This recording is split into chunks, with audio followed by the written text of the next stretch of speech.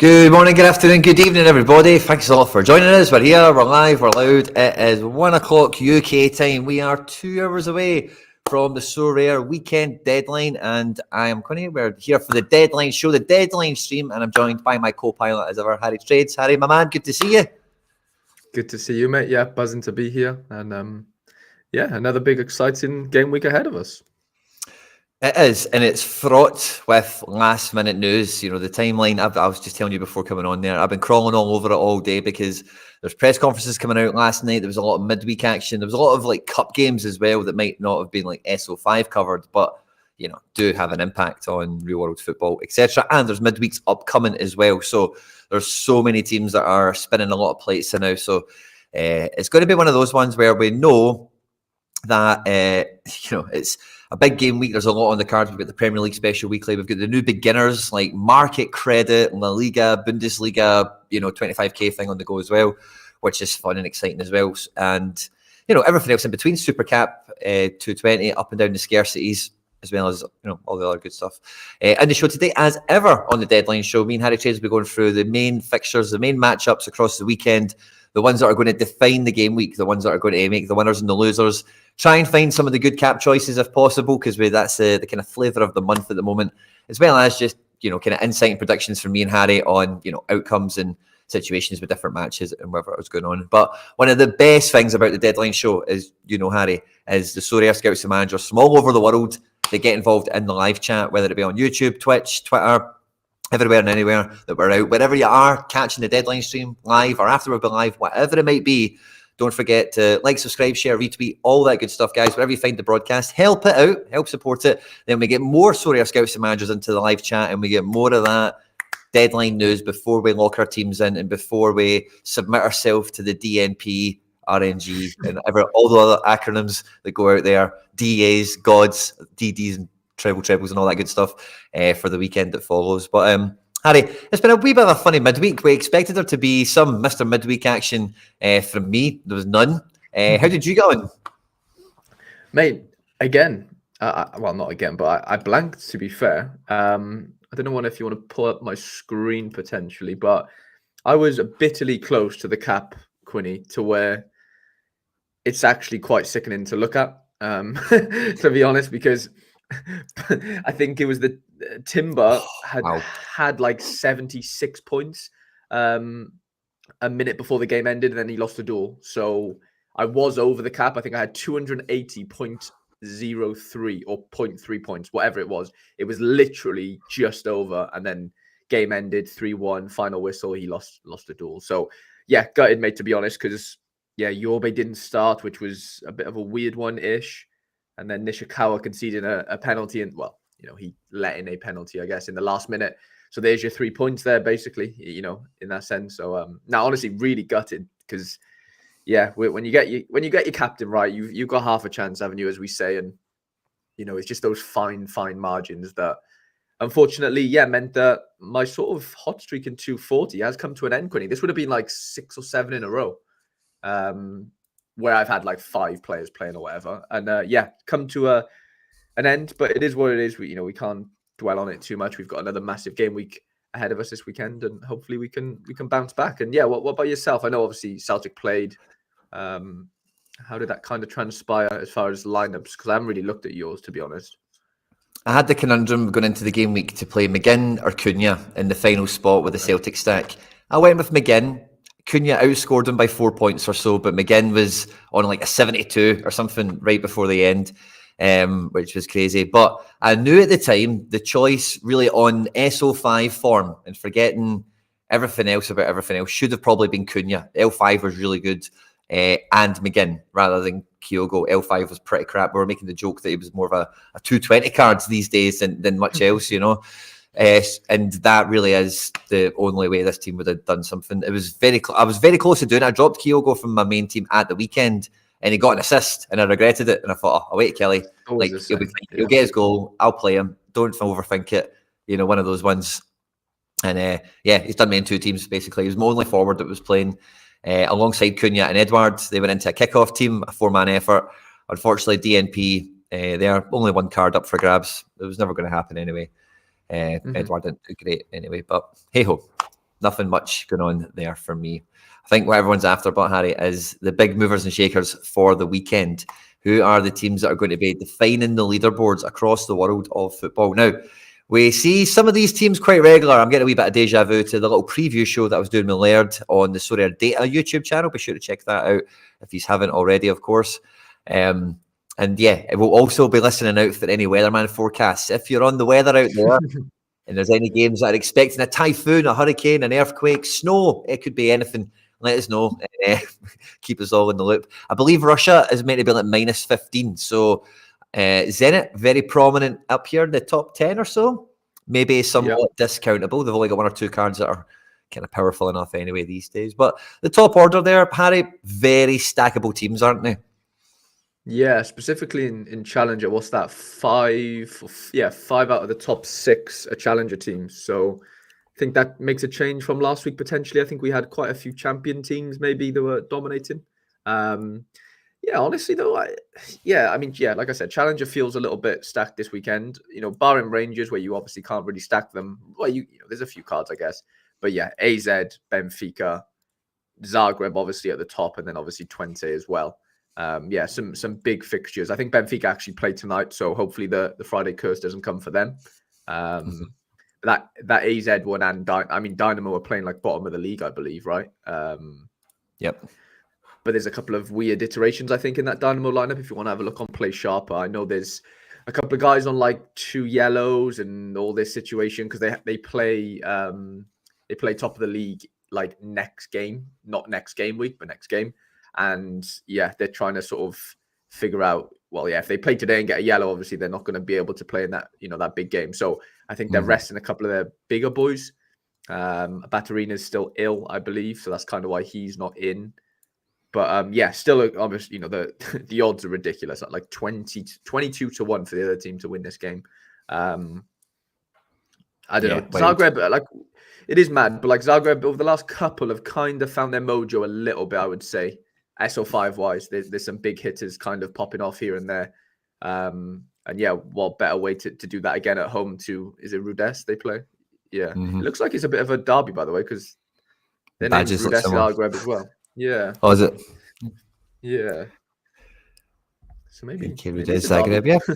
Must be some sort of derby. Nevestic L5 a 72, so he's definitely starting to fill those Livakovic gloves that he left behind, certainly. Yeah, you could be right there. It's probably the first time this season where Zagreb sit top. You know, a lot of the team are in the 80 percentiles. You know, normally there's a few 70s, maybe the 60 or 2 in defence, which we still have, actually, to be fair. But like, this guy's got the L5. Satalo's the next Satalo, apparently. So I think Peric is their best defender, but he's being rested. I think he's behind Satalo there. Kevin Theophile actually used to play in the Premier League for Cardiff City, fun fact. If anyone remembers that one. But yeah, no, that Kaneko, the right winger or attacking midfielder, he was looking up on Lid player this week, sorry. So yeah, if you caught that, then you would have saw Sam talk about him, but he's kind of been their smasher recently. He's like scoring like 90s and 80s, and he's just doing really, really well. So yeah, interesting one. I do think there'll be a big scoreline here. 3 or 4-0, I'd assume.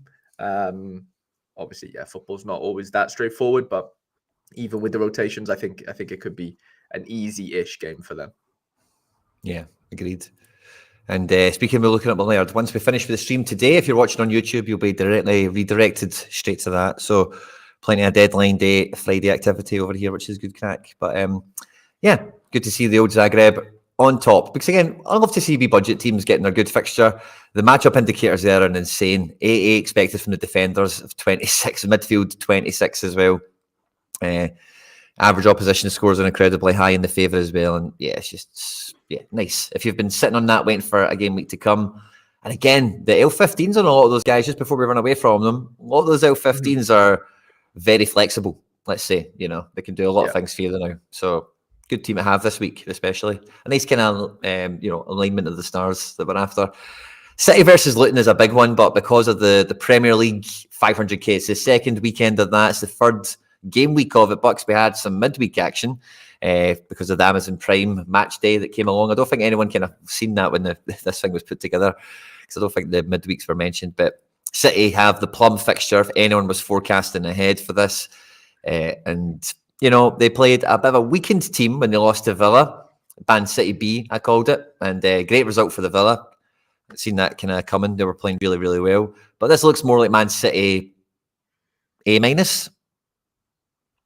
Yeah, Stone's back. Yeah, it feels as good as it can kind of be right now. Obviously, no Doku, I guess, but Grealish isn't a bad, replacement for him in that sense. But like, man, we just saw Arsenal really struggle against this Luton side at home.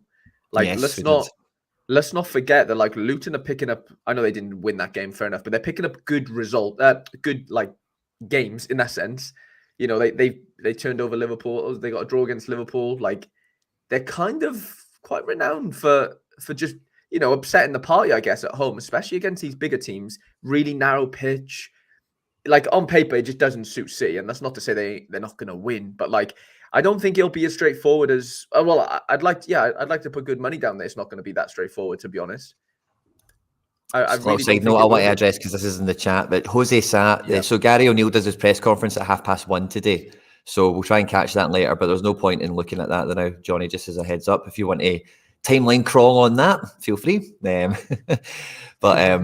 But yeah, happy hunting, and we'll definitely check in on it, but just not right now, mate.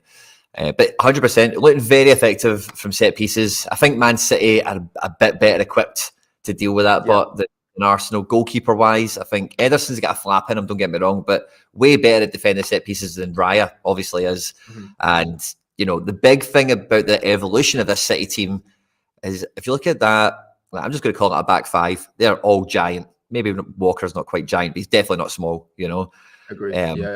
And Arsenal, right, there's Declan Rice, there's one or two of the centre-backs, but, you know, I don't think they've got that physical presence that City have in the box.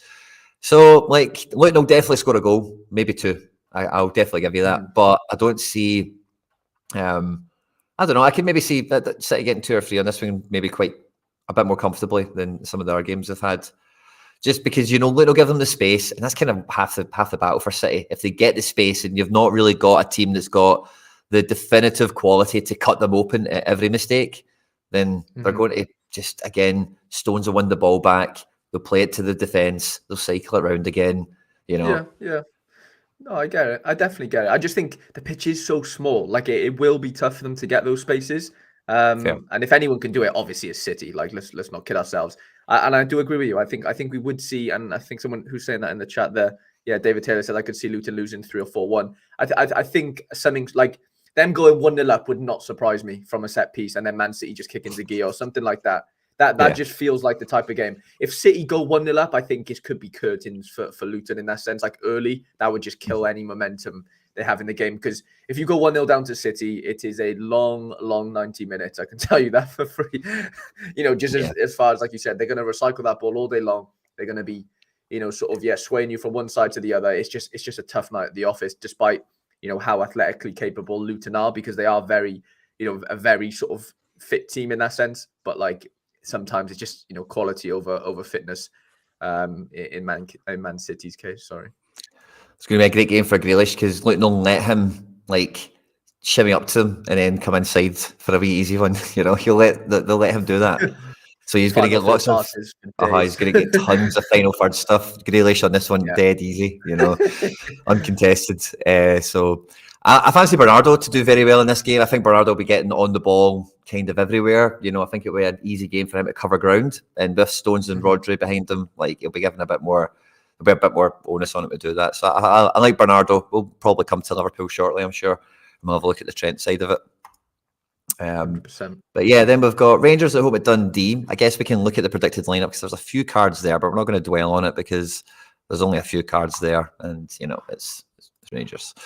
But yeah, so we've got Cifuentes, Cantwell, Sima, and Danilo should all start. So you could get 3 guys out of that.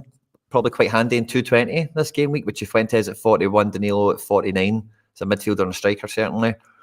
And in Dundee, I like this Malachi Boateng. I won this guy as a reward. I hope he has a boss game. That would make me really happy. I'm really tempted to play him. And I know your boy, Owen Beck is in this game as well. So he was brilliant against Celtic. We know Trevor Carson can be a bit of a hero of a goalkeeper on SO5 and IRL. You know, he loves a big game, old Trevor. This could be a fun one. You know, I know Dundee are a well-supported club on Sorare as well. People love to get their cards, and Harry's leading the charge with a wee bit of that this year as well. What are you thinking for Beck? You playing him in a good team?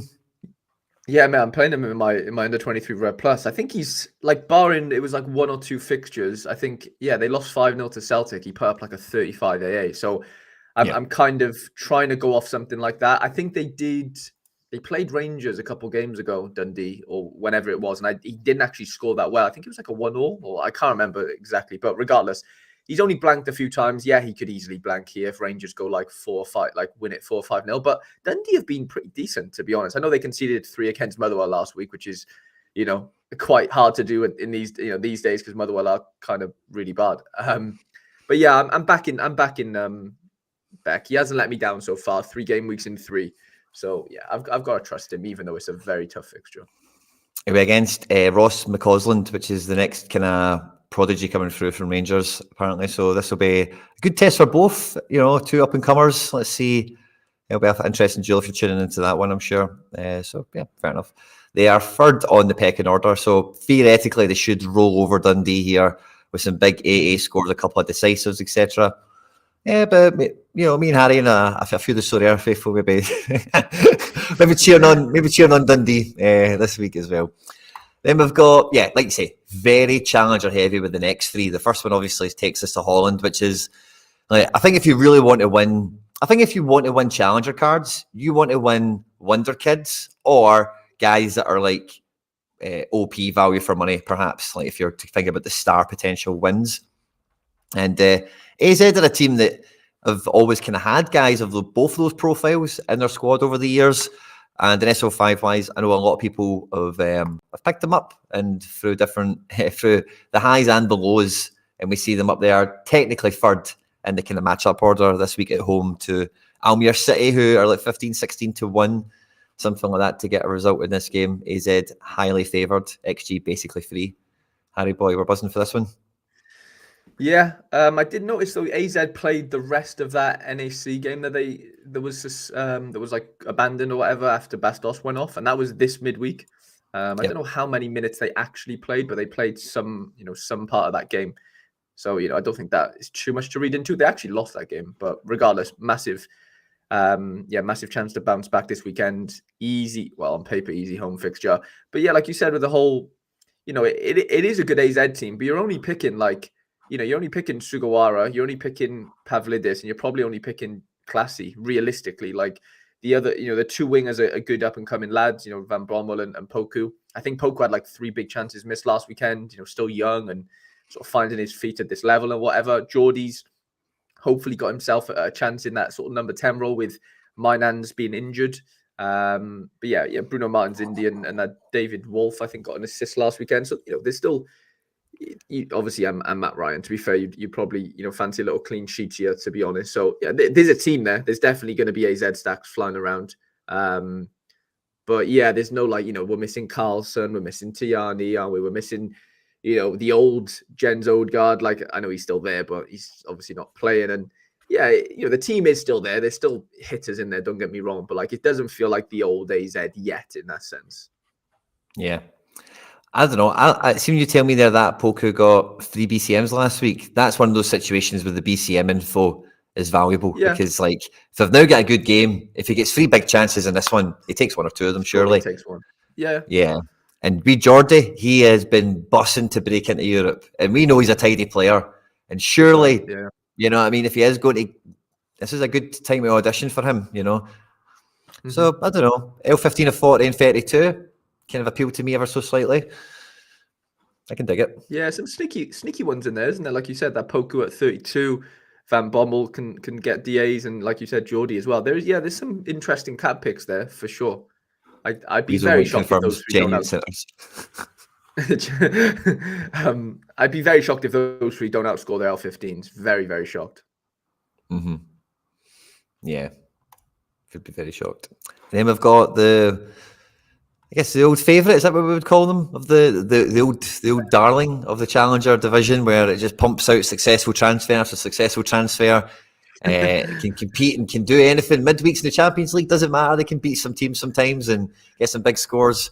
But it's not really felt that way this year. But they're up there in official 5th and official 4th, I guess we would call it.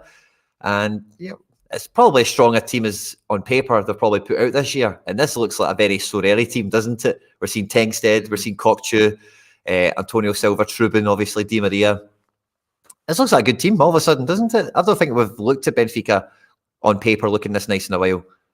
Minus the fullbacks. You're right. That midfield sort of Cockchu, João Mario and Di Maria, like I can't remember the last time we've seen those three sort of 80-90% down. So like you said, that's definitely a welcome surprise. Obviously, Flo probably comes out of this team now that Cochu's sort of back fit. João Neres keeps his space. Arnaus is playing right back. He's not really a right back, but he can definitely play there. And he's been scoring okay there, to be honest. Morato's not a left back. He's a centre half. So it's quite interesting there. They've got a weird sort of back four situation. Not to say they won't score well. They're good enough players to play in those sort of, off positions. And then, Tengstar hasn't really kicked on yet. We know he's, can be a very good player. The level hasn't really been found, I would say. And then Rafa, obviously, electric on his day as well. So, again, at home, it feels like one of those obvious 3-0 Benfica situations, doesn't it? Where Otamendi scores 100 with a last man tackle. Trubin gets 70 points. He's made like a save or two. Cochu maybe on his, first game back pops off like João Mario 100. You can kind of just picture it now, can't you? But Quinny, we did mention it is Friday night, 6 p.m. on a Friday night, and I don't know. Curse is on. I just don't know if the curse is on. Like, this would put me off a little bit. I can't lie.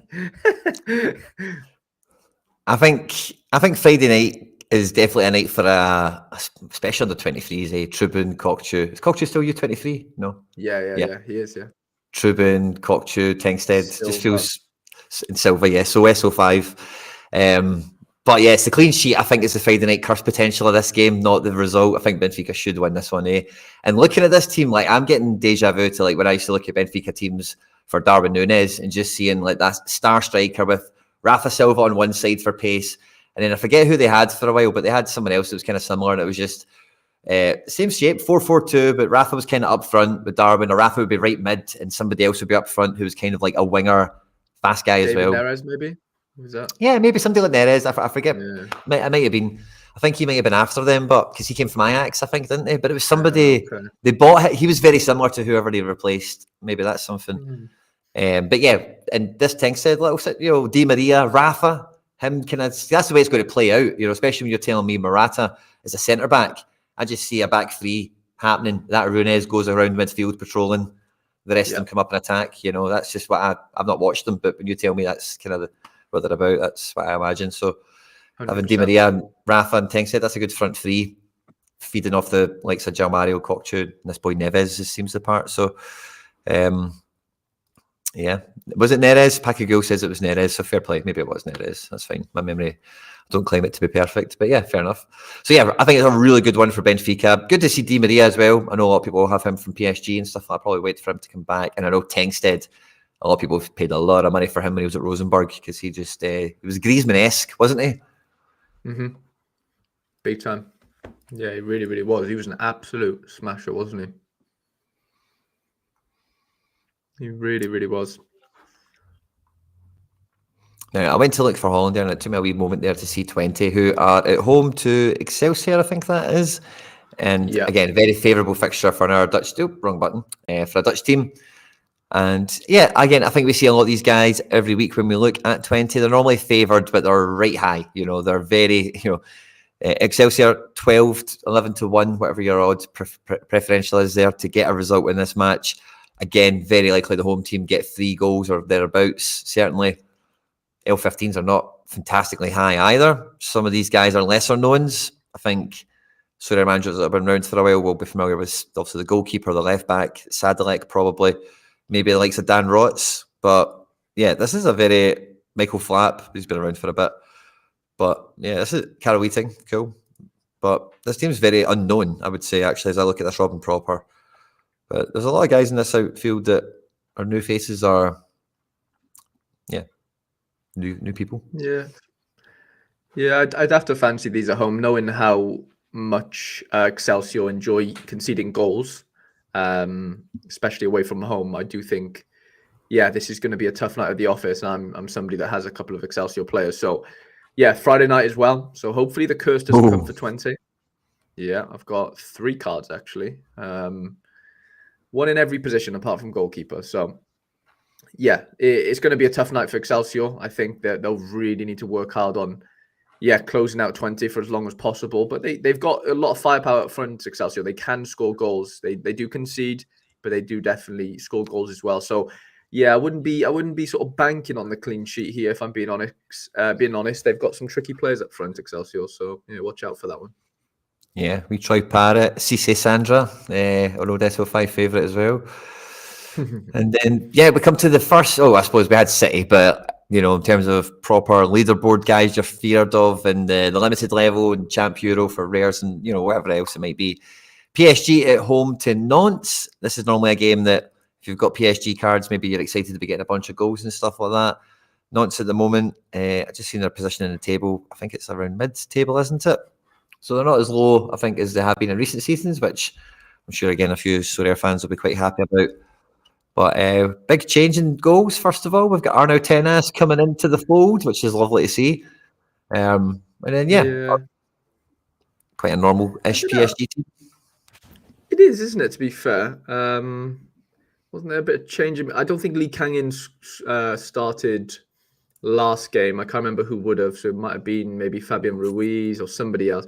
Ugarte didn't even start, actually. That was it. So both of them didn't start. And then Ruiz came off injured, potentially. I think Soler actually started. I think this kind of picks itself. By the way, though, I think not that it really means too much to this lineup predictions, but Zaire Emery's back already in training, which is a bit of a shock. They thought he was going to be out a lot sooner, a lot longer than he is. So he could even, he could be a surprise. I doubt it though. Other than that, full strength, like you said, goalkeepers, Tenas these days after Donnarumma got sent off last weekend. And I saw something on Twitter to say that Hakimi didn't train today or something. So I don't know if anyone wants to look into that. Yeah, actually, I got it on someone in my WhatsApp group that has him was like, would you play him if that makes sense? Because he's, he didn't train. It said personal reasons, so I don't really know what's going on there. Still feels like an Mbappe 80 to 100, doesn't it? To be honest, and Ousmane Dembele probably wins a penalty. Like you can just kind of write the script a little bit with these. It feels that way, doesn't it? Not so fancy themselves, but I suppose they've not got that bad an outfit here. Flore Mole in midfield, Moses Simon. Yeah, they'll go for it. I'm not sure the clean sheet will be there. I hope it is, but for my boy Tenas. But for the front line, Dembele and Mbappe, they should be 75 plus quite comfortably in a game like this. Lots of dribbles, lots of take-ons, shots on target, attempted assists, big chances, all that good stuff. Probably getting captured. I think when Soler has been playing, but he's been playing at right back. So if Hakimi's out, I think it might be Soler time, which is interesting. So Genesis is definitely the man in the know. And if you're here joining us today, Genesis, I know you join the Deadline show once in a while. If you are here joining us, let everybody know. Is it Soler season or Mukiele who would come in? What's the script with Hakimi? If you could, that'd be lovely, buddy. And again, anyone who wants to go timeline crawling, feel free. David Taylor is sent a card for a giveaway, but guys, it is a beauty of a card. We'll need to check if he's playing, but because we'll need to see. But anyway, thanks very much, David Taylor. But he's got a condition on it, guys. We need to get to 50 likes. We've not even hit that target yet. Normally, the Deadline show, we like it to get up to 67 before we start doing giveaways. But David, he's getting involved. Thanks very much for your generosity supporting the show. And he's donated the card. I'll reveal who it is, and we'll get it given away when we hit 50 likes. But it's a household name. Don't know if he's in this team or not. I think he will be. He's a kind of, a foundational kind of player. One that'll be familiar to all that are in the show today.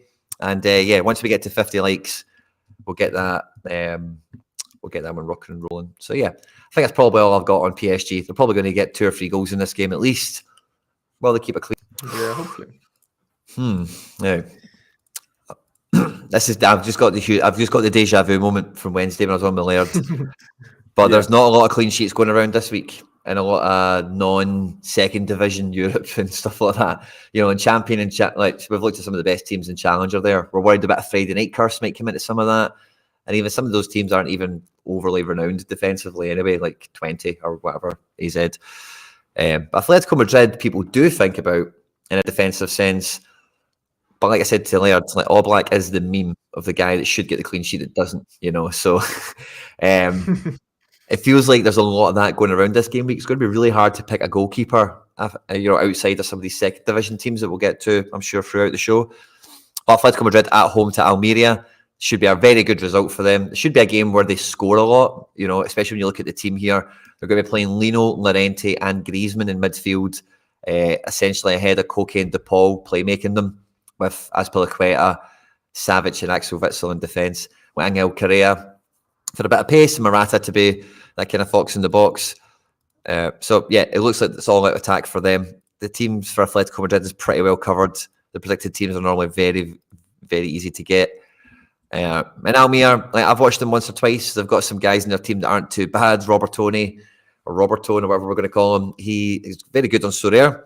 The boy Ramazani scored a really good goal earlier this season, and Luis Maximiano, as we know, is an L15 of 34, and generally is a Sorare goalkeeper that causes a lot of people to pull some hair out. So some familiar faces in that team, certainly. But this is a game you do fancy Atleti. And Atleti, the thing with them on this platform is they've been here for a while. They've got a lot of cards. There's a lot of All Blacks around. And again, maybe not some of the other players in this team are that appealing, but the ones that will play and maybe get some good AA in this game are very cheap L15. It's a very good fixture. If they do concede a goal, it'll be one. I don't see Almeria scoring more than one in this game. So like the defender cards, if they get enough AA across the match or whatever, they could do pretty well. And again, forward and midfield, there's a lot of guys that are really cheap. So they might be quite a sneaky team in that sense. Because all the cards are mad cheap for a champion Euro team because they are quite well supplied. Let's say some of them like Kokes and Sols and Llorentes and Savic's, these guys are cheap AF because they are, Yeah, they just don't score that well, really, do they? I mean, Griezmann does, but it's a stretch. You just have to look at the L15s here to really show what we got. We're working with realistically. But like, I think Hermoso is like one of their really good scorers. I don't know why he's not down on this. He was last night. Oh, he's 35. Interesting. He's been scoring really well. Yeah. And then, I still agree with you. I think they keep a clean sheet, to be honest. I think it's a 2 or 3-0 for me. Griezmann 2 assists. Oh no, goal and an assist. I'll go Morata goal, and then I think Carrera gets involved somehow as well. To be honest, with that sneaky little low L15. To be fair, yeah. Because I think all these guys are good for 10 to 15 AA, and it's just then you're trying to catch a decisive or two from them. So, but it's a very good fixture, very affordable. Some of the chat are talking about it already. In terms of like Koke, I think Koke rare is like 20 quid or something, which no way. Yeah, like these guys are cheap AF, for rares and such, so really good fixture. And yeah, if you fancy them for the clean sheet, all the better. I don't want to double jinx it by suggesting that, because I genuinely I'm convinced they'll get that dodgy goal they concede. Zenit we've got up next now. There is a wee bit of weather. I don't know if it's us just me being super, or maybe it's coming from Laird, I forget. But I don't know if we're just being super cautious. But yeah, it is going to be like -15, -17 in Russia, in St. Petersburg around kickoff time, which is Saturday, 4:45 in the UK. And yeah, decent team. For the ones that have got cards, I don't know who this guy is, but he's pictured. Casiera. He looks to be kicking on a bit. And they're at home to Nizhny Novgorod, who are the pushovers of the division, really. And yeah, on you go, mate. Sorry. Yeah, it feels decent.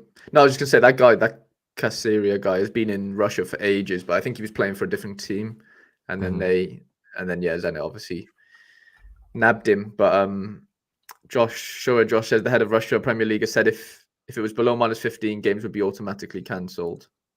Ooh, below -15, so that's the line. -15, so you're allowed to play -14, lads. All those Brazilians who must love the winter weather in Russia. I couldn't fancy a Brazilian in this weather, let's be honest. Yeah.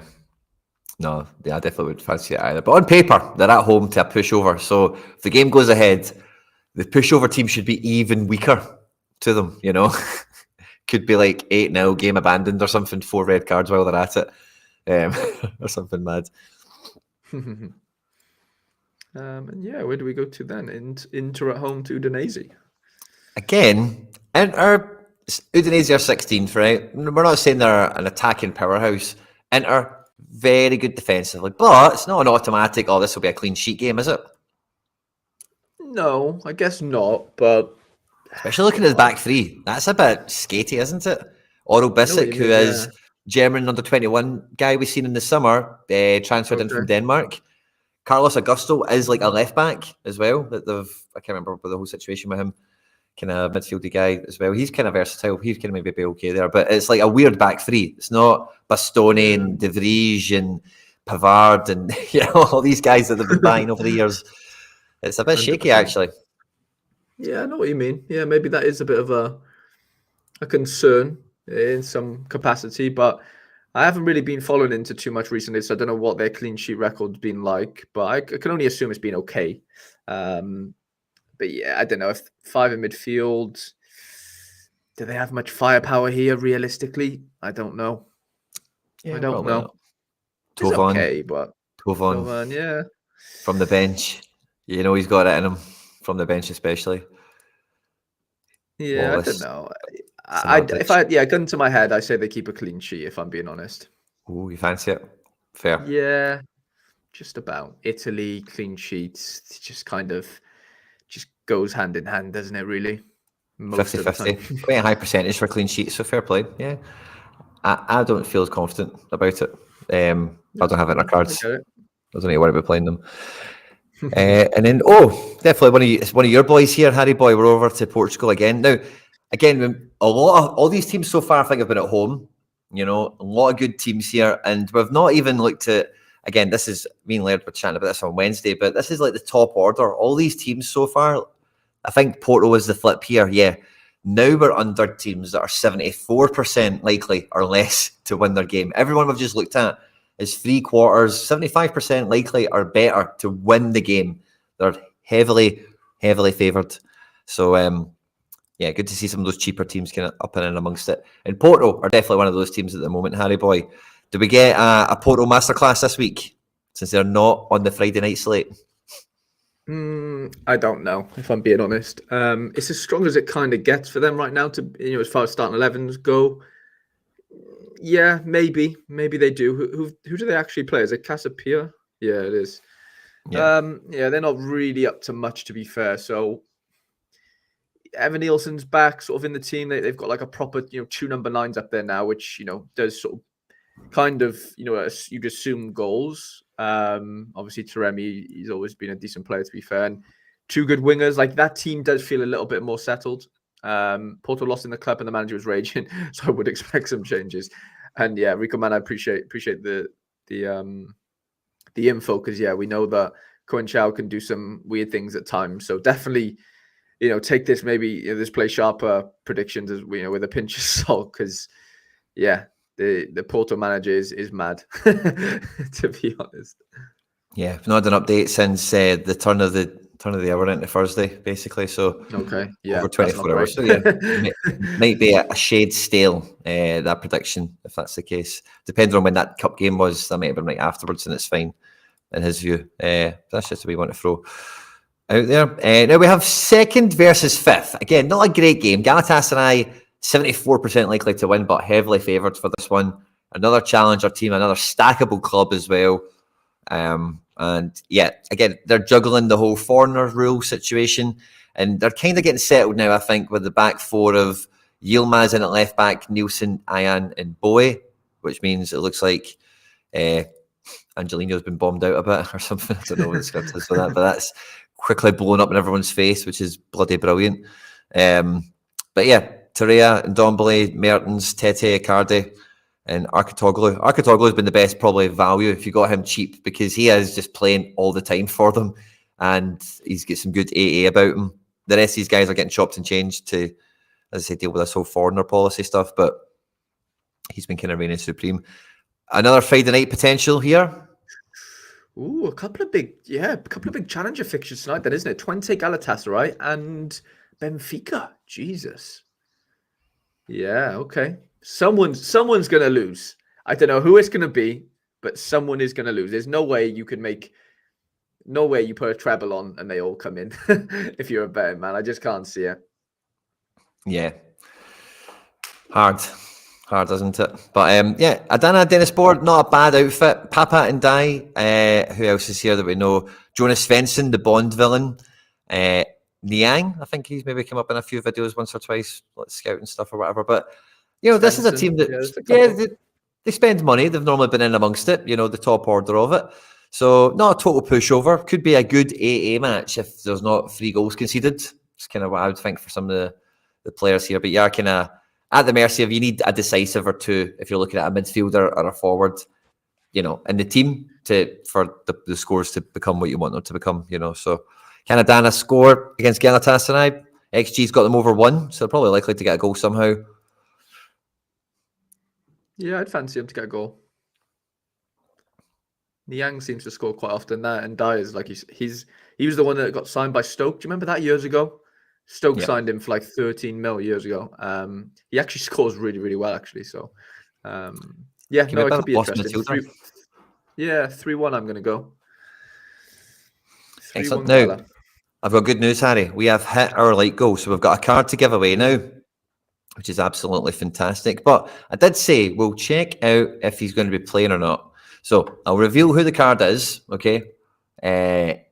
Once we get to, we're at 50 likes. Can we get to 67? I want us to get to 67 at some point. So can we charge on and get that done now? That's fantastic. We've hit 50. I don't think his team is going to be in the top order here. So just since we're talking about it, right, I'll go and get the team up and maybe try and have a guess, Harry, and maybe anyone else in the live chat, who you think the player is. If he's playing, we'll do this game. If he's not playing, then we won't. I don't think he's playing. So we won't do this game. He's not playing this week. I think he's maybe just coming back from a wee knock. Let's have a wee peek and see what the script is. But we'll give him away. I told you. Could the question be, who does he play for, if that makes sense? Oh, yeah, okay. Who does he play for? Who would you guess? It's a Bundesliga team. Okay, I was going to say, give us the league. It's a Bundesliga player. A name you'd be familiar with on the channel. Interesting. So just coming back from an injury. Can I guess? Yeah. You guess. Don't let the chat have a guess. I'm not just doing it for the sake of it, I'm just saying have a As in, like, is this part of the giveaway? So whoever guesses it gets No. Oh, right. Okay. Just for banter. Is it? Yeah. Someone said Marco Royce. I was going to say Reina. Oh, Royce. Are we guessing the club? Or are we guessing the player? Well, we've got the... Oh, right. Okay. The club is Wolfsburg. Oh, okay. Club's Wolfsburg. Club is Wolfsburg. Jonas Wind? Nope. Svensson? Isn't there a guy called Matthias Svensson or something? I don't know. Getting a lot of good guesses here. Maxence Lacroix, Riedel Baku, Jonas Wind, Valklav Cherny, Nemeka, Meyer. Oh, there we go. The first one to get it. Okay. Big Maximilian. Wow, what a player.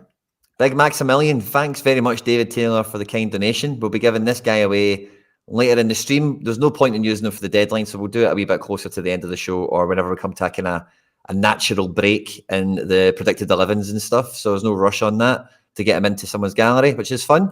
We're just going to do it at that kind of point of the stream, basically, which is nice. Thanks again, David, for supporting the stream. It means the world to us, mate. Thanks very much. And thanks to everyone that is joining us live. If you are watching this live, please do hit the like button. Get involved in the live chat wherever you are and let us know the latest and greatest of team news you can help us out with, or help yourself. Ask us any questions you want and we'll do our best to get that info to you. And yeah, we'll be giving away a Max Arnold right here, right now, today, before the show finishes at 3 o'clock as well. And then we're back to matchup tab. Yeah, so like that Galatasaray one is a wee bit of a red herring potentially. Leicester, on the other hand, but this is a game that you want at the beginning of the season. Leicester at home at Plymouth. They are at home, aren't they? Yeah. Yeah. First versus 16th. got to be one of the apex fixtures for your Leicester stack, who are a stacked club as well. No denying it. Yeah, barring the keeper. Yeah, there's definitely a little stack going on here, isn't there? Wing, Iheanacho, Drewsbury Hall, obviously, and then either Feist, Vestergaard, even Justin, to be fair. Yeah, this is the sort of outlier fixture, I would say, in the Championship this weekend. I think Leeds play and then Blackburn, and then Southampton are away to Watford. So this kind of stands out, honestly, big time. This could be a really good score for AA. You know, your Drewsbury Halls will be flying around. Captain Drewsbury Hall, I think, will be the motto this weekend for a lot of KDH holders. Captain the KDH, that'll be it. Defence as well, very powerful in the game. Let's get the clean sheet. Both of these guys like to go up for corners and stuff, so I think they get some shots on target and stuff like that in these kind of games if they're dominant. So yeah, Leicester could be doing really well. And then we've got a wee bit of Club America, a wee bit of Liga MX action. Is this one of the very important end of games? There's only 2 games on, so there's maybe a semi-final situation or something. Or they can't stop winning. Club America, I think they won last night, 1-0. I think, or maybe I got it wrong. No, they didn't play last night. It was somebody else last night. They've only got a few cards. But yeah. They do have Brian Rodriguez, but who I thought was really good when I first started watching MLS, and he was at LA. He was brilliant, man. Getting in the Uruguay, like he was playing up front for Uruguay, like ahead of Darwin and stuff like that. You know, in the front three, Suarez and Cavani were still a bit younger. This is like 3 or 4 years ago. So yeah, he's starting there. That's interesting. This is the second leg, led saying. Yeah, I thought they won 5-0 first leg, so probably not too much help as far as SO5 goes, just with all those blank pictures. Damn, he's got some big head cards. That's what that tells me. And don't know these are 2 characters, but L15 is 61 for this guy. Villalpando. Dieter Villalpando. Nice. And if they lost 5-0 the first leg, they're probably on to nothing this leg. So Club America, if you've got 1 or 2 of those cards, well done to you. And they ruined game weeks across the world last weekend. Called off through snow, Union Berlin, Bayern Munich. But this week, it should be 100% on. It's Bayern Munich away to Eintracht Frankfurt, who Frankfurt are been a really good team to watch from a neutral perspective over the last 3 or 4 seasons. They're at a real transition point, probably the worst kind of form of worst version of them we've seen in that time period. And Bayern are kind of getting back to full strength, sort of, but they've been playing kind of great anyway in attack. It's been a kind of funny, weird situation, but yeah, it looks like a bit of a Bayern time, doesn't it, here? Yeah, I think they'll be raring to go, to be honest, just as far as obviously, that cancellation last week does feel like this could be, even though it's away from home, I think Bayern just run away with this 2 or 3-0 possibly. Frankfurt lost in the cup to Saarbrücken. So yeah, that can't be good. They sound like a 3rd/4th, maybe even 5th division German team. So yeah, this feels like Harry Kane double DA minimum, if I'm being honest. Could get some really nice passing A, maybe from the defense. Upamecano's been immense recently, just scoring in general. And then, Davis has been a bit weird. There's been a few DMPs. I know, what's that? Jesper Scott says, can we make it three Davis DMPs in 3 weeks to ruin my game week? I mean, I know you can't trust Play Sharper all the time, if we're being honest, but 90% feels nice, but I know you're probably 90% the last 2 weeks, even though one was snowed off, wasn't it? So it feels 2 or 3-0 for me. Yeah, this was updated at round about the time of the press conference, and that was done. So quite confident this will be fairly accurate. From the Tuchel comments, I was catching a bit of Tuchel earlier, and he was talking about Musiala will definitely be in the game, but they don't really know. Didn't really seem, the quotes I seen didn't really seem that confirmational that he's starting, but evidently they were, perhaps, if you can understand German rather than Google Translate. But so fair play. Otherwise, the team kind of picks itself if they're fit and available. Davis, but has been the weird one in Mazraoui. The fullback situation has just been weird all season, and they've been very thin in options in attack. But it looks pretty nailed on at this point. It's just that Musiala, a question mark, perhaps. Maybe just go and check. The quotes are out there for yourself if you've got Bayern cards. Dead easy to keep up to speed on. And then we've got another nice budget team as well here. We've got Rijeka, who are like the 3rd kind of team of Croatia. They're at home to 9th in the table, Slaven Belupo. And again, good budget team that a lot of people want a budget, and Rare Limited will have some cards knocking around. The whole team is L15 under 10, basically. I'm only joking, but you could probably fit the whole team into Cap220 almost, the way some of the scores are here. But yeah, they're at home. Good fixture for them. A few of these guys deliver. I've seen his name pop up a few times. Cabraja, Tony Fruck. We love a bit of that. L5, 67. Are we on 67 likes yet? Come on, guys, let's get the likes up. But yeah, he is, isn't he? Ivanovic up front. Yeah. Do we know anyone in the opposition? Don't. Hoxa, is he a guy? I don't. Or is that different Hoxa? I'm not sure. Hoxas? Some respect to Saarbrücken. They killed Bayern as well. Fair play to them. Sorry, lads. They play in the 3rd division. But yeah, I'm banking on a Riker clean sheet this weekend for Cap240. Oh, nice. I've managed. Yeah, I've got Labrovic, who I play in under 23 Super M mainly, but yeah, I think I'm going to use him in Cap240 this weekend. He has the best fixture by a mile, so I'm just hoping he can really outscore that L15 and kick me on that way, to be honest. Good week for it, for sure. XG under 3/4, so very good chance, it's a set piece or a penalty or something that'll undo you, you'd think, on the odds. Yeah. Balance of probability and all that. So yeah, nice wee budget guy coming in good. And then, yeah, a lot of challenger action there. Ghent, first of all, and that's, what's that team? Is it Wild Riding? Molenbeek. Yeah. Oh, is that Molenbeek? What's the one? Wild Riding Horses or something? Or that is them, I think. Like, they have 4. Yeah. Racing White Daring, that's it. What did I say? Racing White Daring, Molenbeek. Love that. What a name.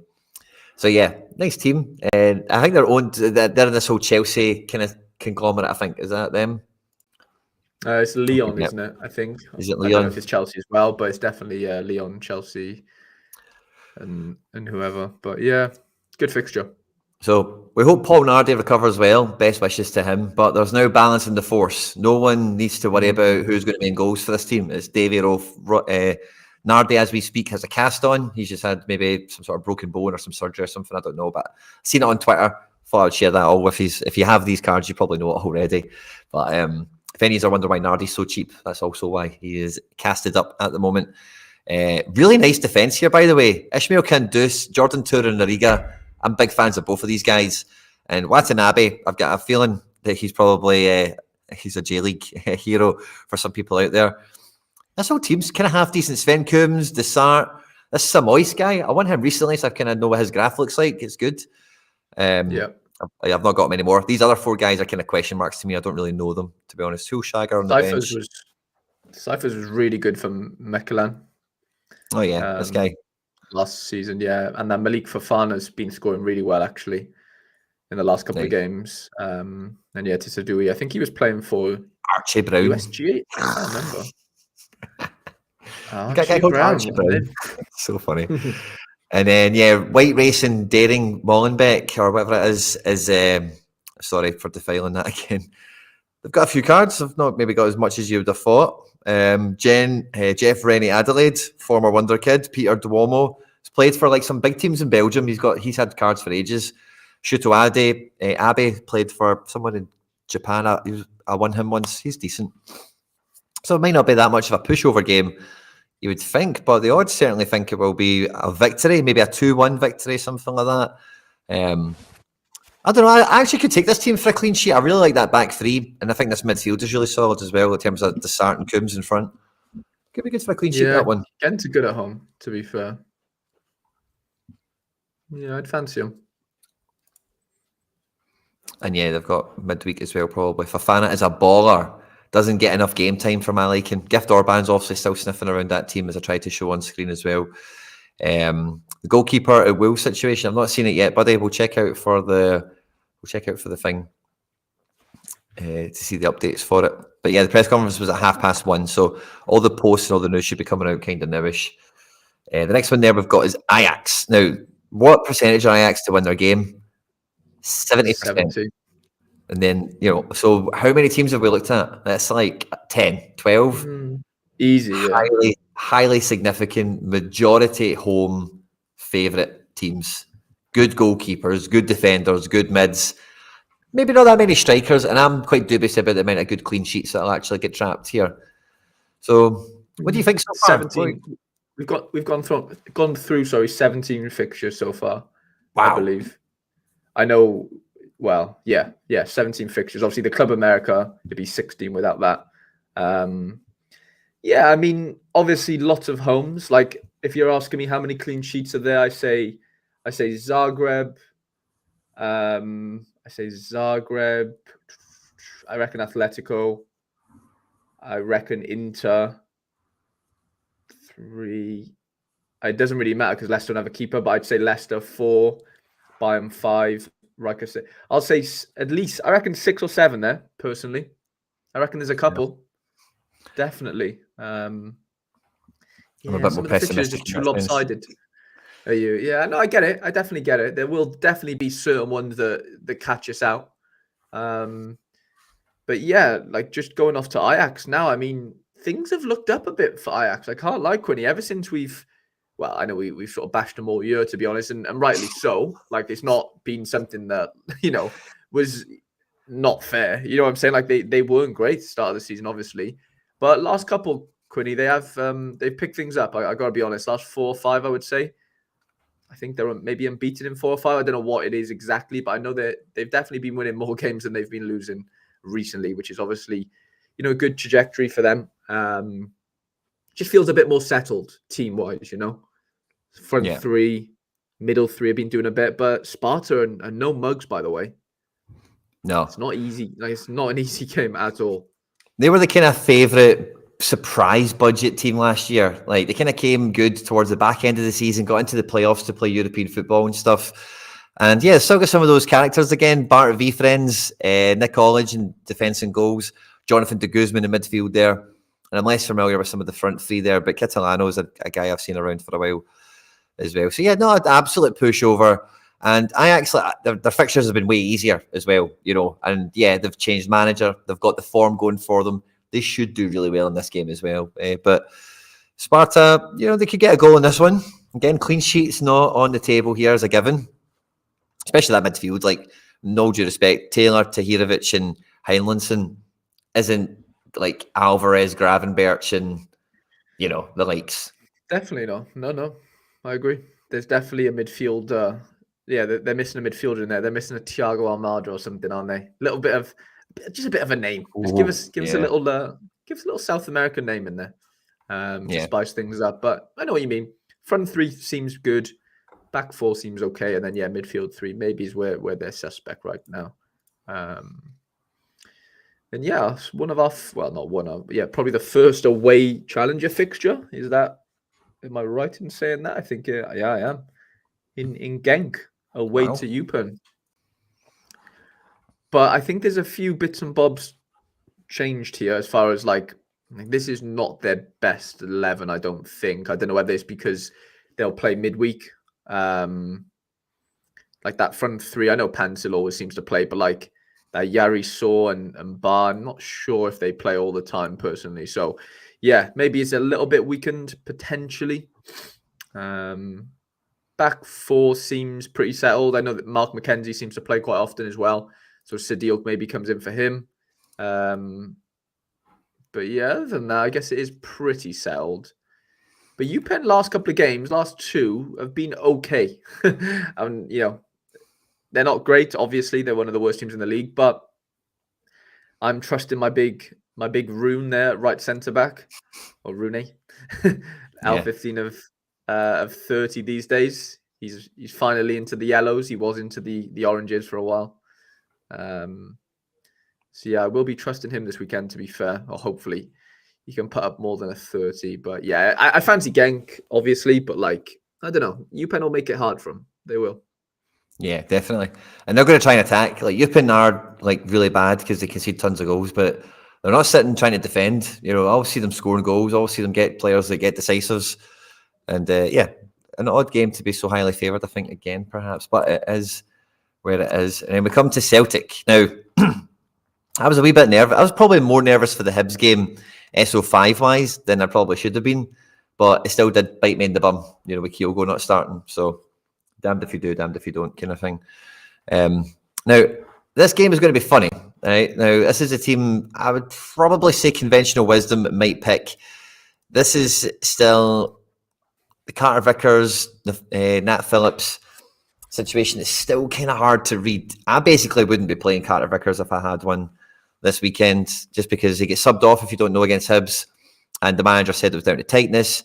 He's missed the Hibs game before, blah, blah, blah. It might just be over caution from the likes of like me and McBride and stuff like that, but it's definitely sketchy. It's maybe closer to 50-50, unless he's been explicitly ruled out since I spoke to McBride and the guys.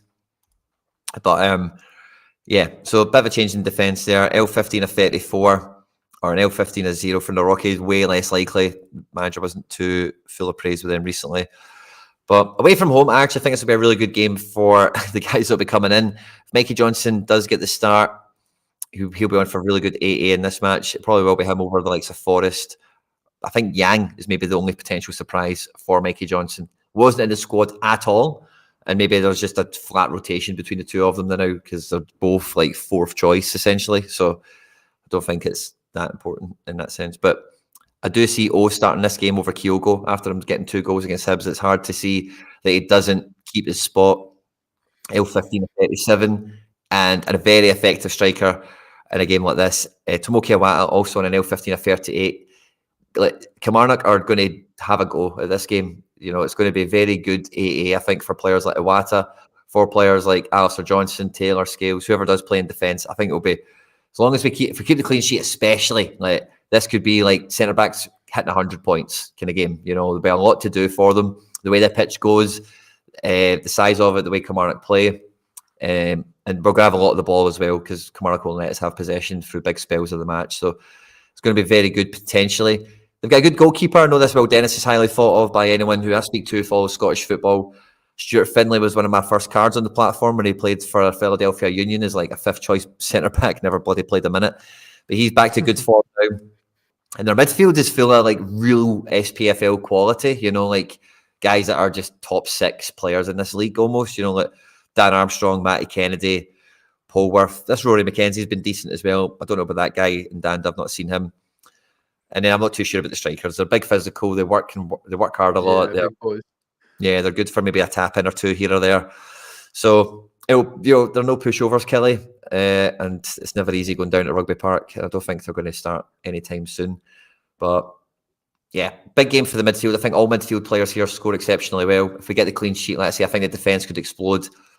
And with the strikers, it's only really O because Palmer's not got a card that you're looking at. I'm still playing Kyogo in a few teams because he will come off the bench, guaranteed.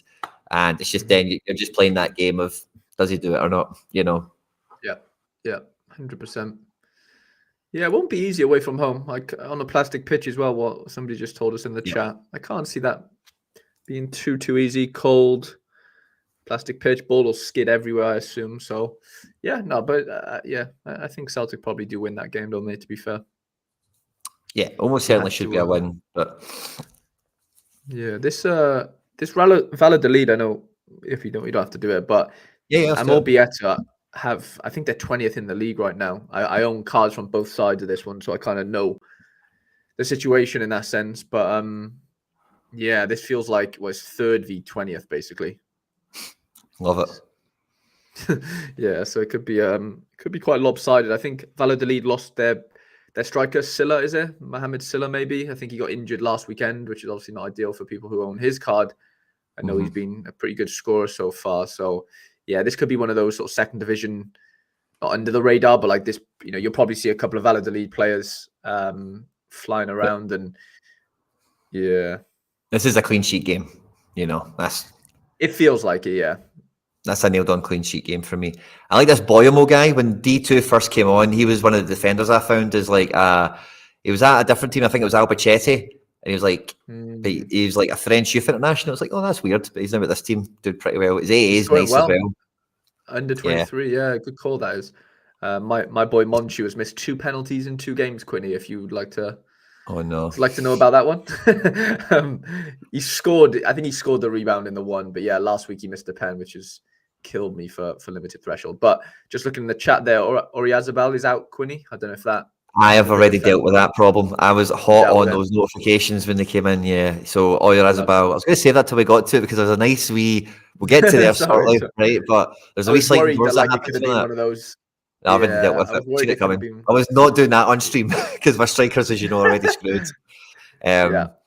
But I was going to say, I was going to wait to see if Charlie was up for me telling this or not because I know he's got a Kennedy, but. Kennedy apparently like clotheslined a fourth official or something in a cup game. No way. Or he did something crazy. So he's auditioning for WWE, is he? I don't know. I'm exaggerating or misrepresenting it slightly, but he did something physical to an official and he's going to get fucked for it. No way. Probably, yeah. I think that's the chat anyway. So he's on to play this game, but if you've got one, watch out. Go and investigate. Oyarzabal had a kid. He is now not going to be in the matchday squad. He will play against Milan, is the quote from the manager. So that's all set for him. I guess we'll just go to Real Sociedad real quickly since it's kind of the hot topic for right now. They're playing against Villarreal, which is going to be a very competitive match. I think Villarreal have been pretty poor this year. They're sitting in 12th. I think their form's maybe gone a little bit better since they've changed manager. This is the team that they're expected to roll out on the day. Dani Parejo, Capoue, Baena, decent midfield. Morales, the old guy who keeps evergreen, it seems. Jerry Moreno up front. The defence is whatever. Jorgensen's the U23 keeper. But what this opens the door up for is Zakarian season. So Zaki is on a start in a front three with Umar Sadiq, who I've never been a big fan of, but he scored two worldies over the last 2 weekends. Cool. Yeah. He is on it like a car bonnet. And Taki Kubo on the other side as well. He's not played that many minutes since the last international break. It was maybe a bit more travel going around the world for Japan. They weren't based in Germany this time. So this is a game I'm expecting him now to come in after that midweek cup rest opportunity. He can come in and do a big score this weekend. First choice midfield. And we've also got, not quite a first choice defence, but we've got Tierney back in town as well. So KT off the edge of the table. He's already played, but he's now back, so this is like his third appearance. It will be at the weekend. No Lenormand. I'm not sure if he's suspended. I think he might be. And otherwise, full strength team. So quite exciting for me personally and anyone else who might have Sociedad. And if you've got Zakarian, L1532 playing in the front three here, I expect him to get some chances. He's playing against Juan Foyth and Albiol. He's probably going to have a bit of time and space. And if he doesn't, I'm sure he'll be able to buy a bit of it off them. So could be a good one to watch. 5:30 on Saturday. Team full of wonder kids and good talents. Zubimendi linked to Bayern Munich relentlessly. If you want to go and check out what the deal with him is, and obviously me and the FC Barcelona faithful are all about a bit of praise the Braze, a bit of Braze Mendes. I've seen the comment earlier. Someone must have put it back in. And yeah, I did see that as well. Christie, I called him out as one of my Premier League players to let L15 good pick out. He's been picking up some AA, got decisive last week. He's been playing deeper in midfield for Bournemouth. So that's a nice wee side note from Valladolid and Sociedad. But yeah, Zakarian season, guys. It's happening. Zaki time. I hope he does look at Lask. That's a very good fixture. We'll look at Lask. Sorry, Harry, on you go. No, I was just going to say, I hope he does well for you. I'm a big Zaki fan, to be honest. But yeah, it hasn't been like that usable as he really yet. But hopefully, yeah, this will be the start of that, maybe. How about this, right? I don't know if this is a good competition or not. We'll try this as a competition, right? And if someone gets it correct, you're the winner. But if someone doesn't get it correct, then we'll just do a question or something, right? See the card David Taylor is going to be given away, right? Let's do it so anyone in the chat, you can get involved in this. And just the first right answer, when I see it, I'll call you out and I'll let you know, right? I am going to be playing Zakarian this week in a team, right? If you can guess the team, the 5-man team, right? The Zakarian. It's just for a bit of fun, right? If you do it, but I'll give you jackpot. I'll give you jackpot if you get it, right? But if no one gets it, we'll do a normal thing, right? So I'll tell you, it's under 23 Rare Pro, which I don't normally play. And I've only got some cards that would allow that. And I'm also playing Super Rares, which does narrow the field a bit. Okay? Yeah. So if you're watching the deadline stream, if your teams are set, you're locked and loaded, you're just chilling out, having fun on the show, You know, have a wee thought about that. And if you can pick the 5, don't care about captains or anything else and stuff. I'm writing them down now. Yeah, if you want to have a shot at that, then we'll do a little jackpot element to this if you can nail it. I know the goalie 100%. Do you? Well, I mean, oh yeah, I don't know 100%, but I've got a good feeling. Right, so the defender's the tough one for me, just from the bat. Yeah. Harry's on it. So we've got Lask, who are away to Austria Lustenau, who are like the worst team in Austrian football history, I think, this season, or something like that. I might be exaggerating, but yeah, Lask, normally a really good team, like to score some good points, like to score some goals.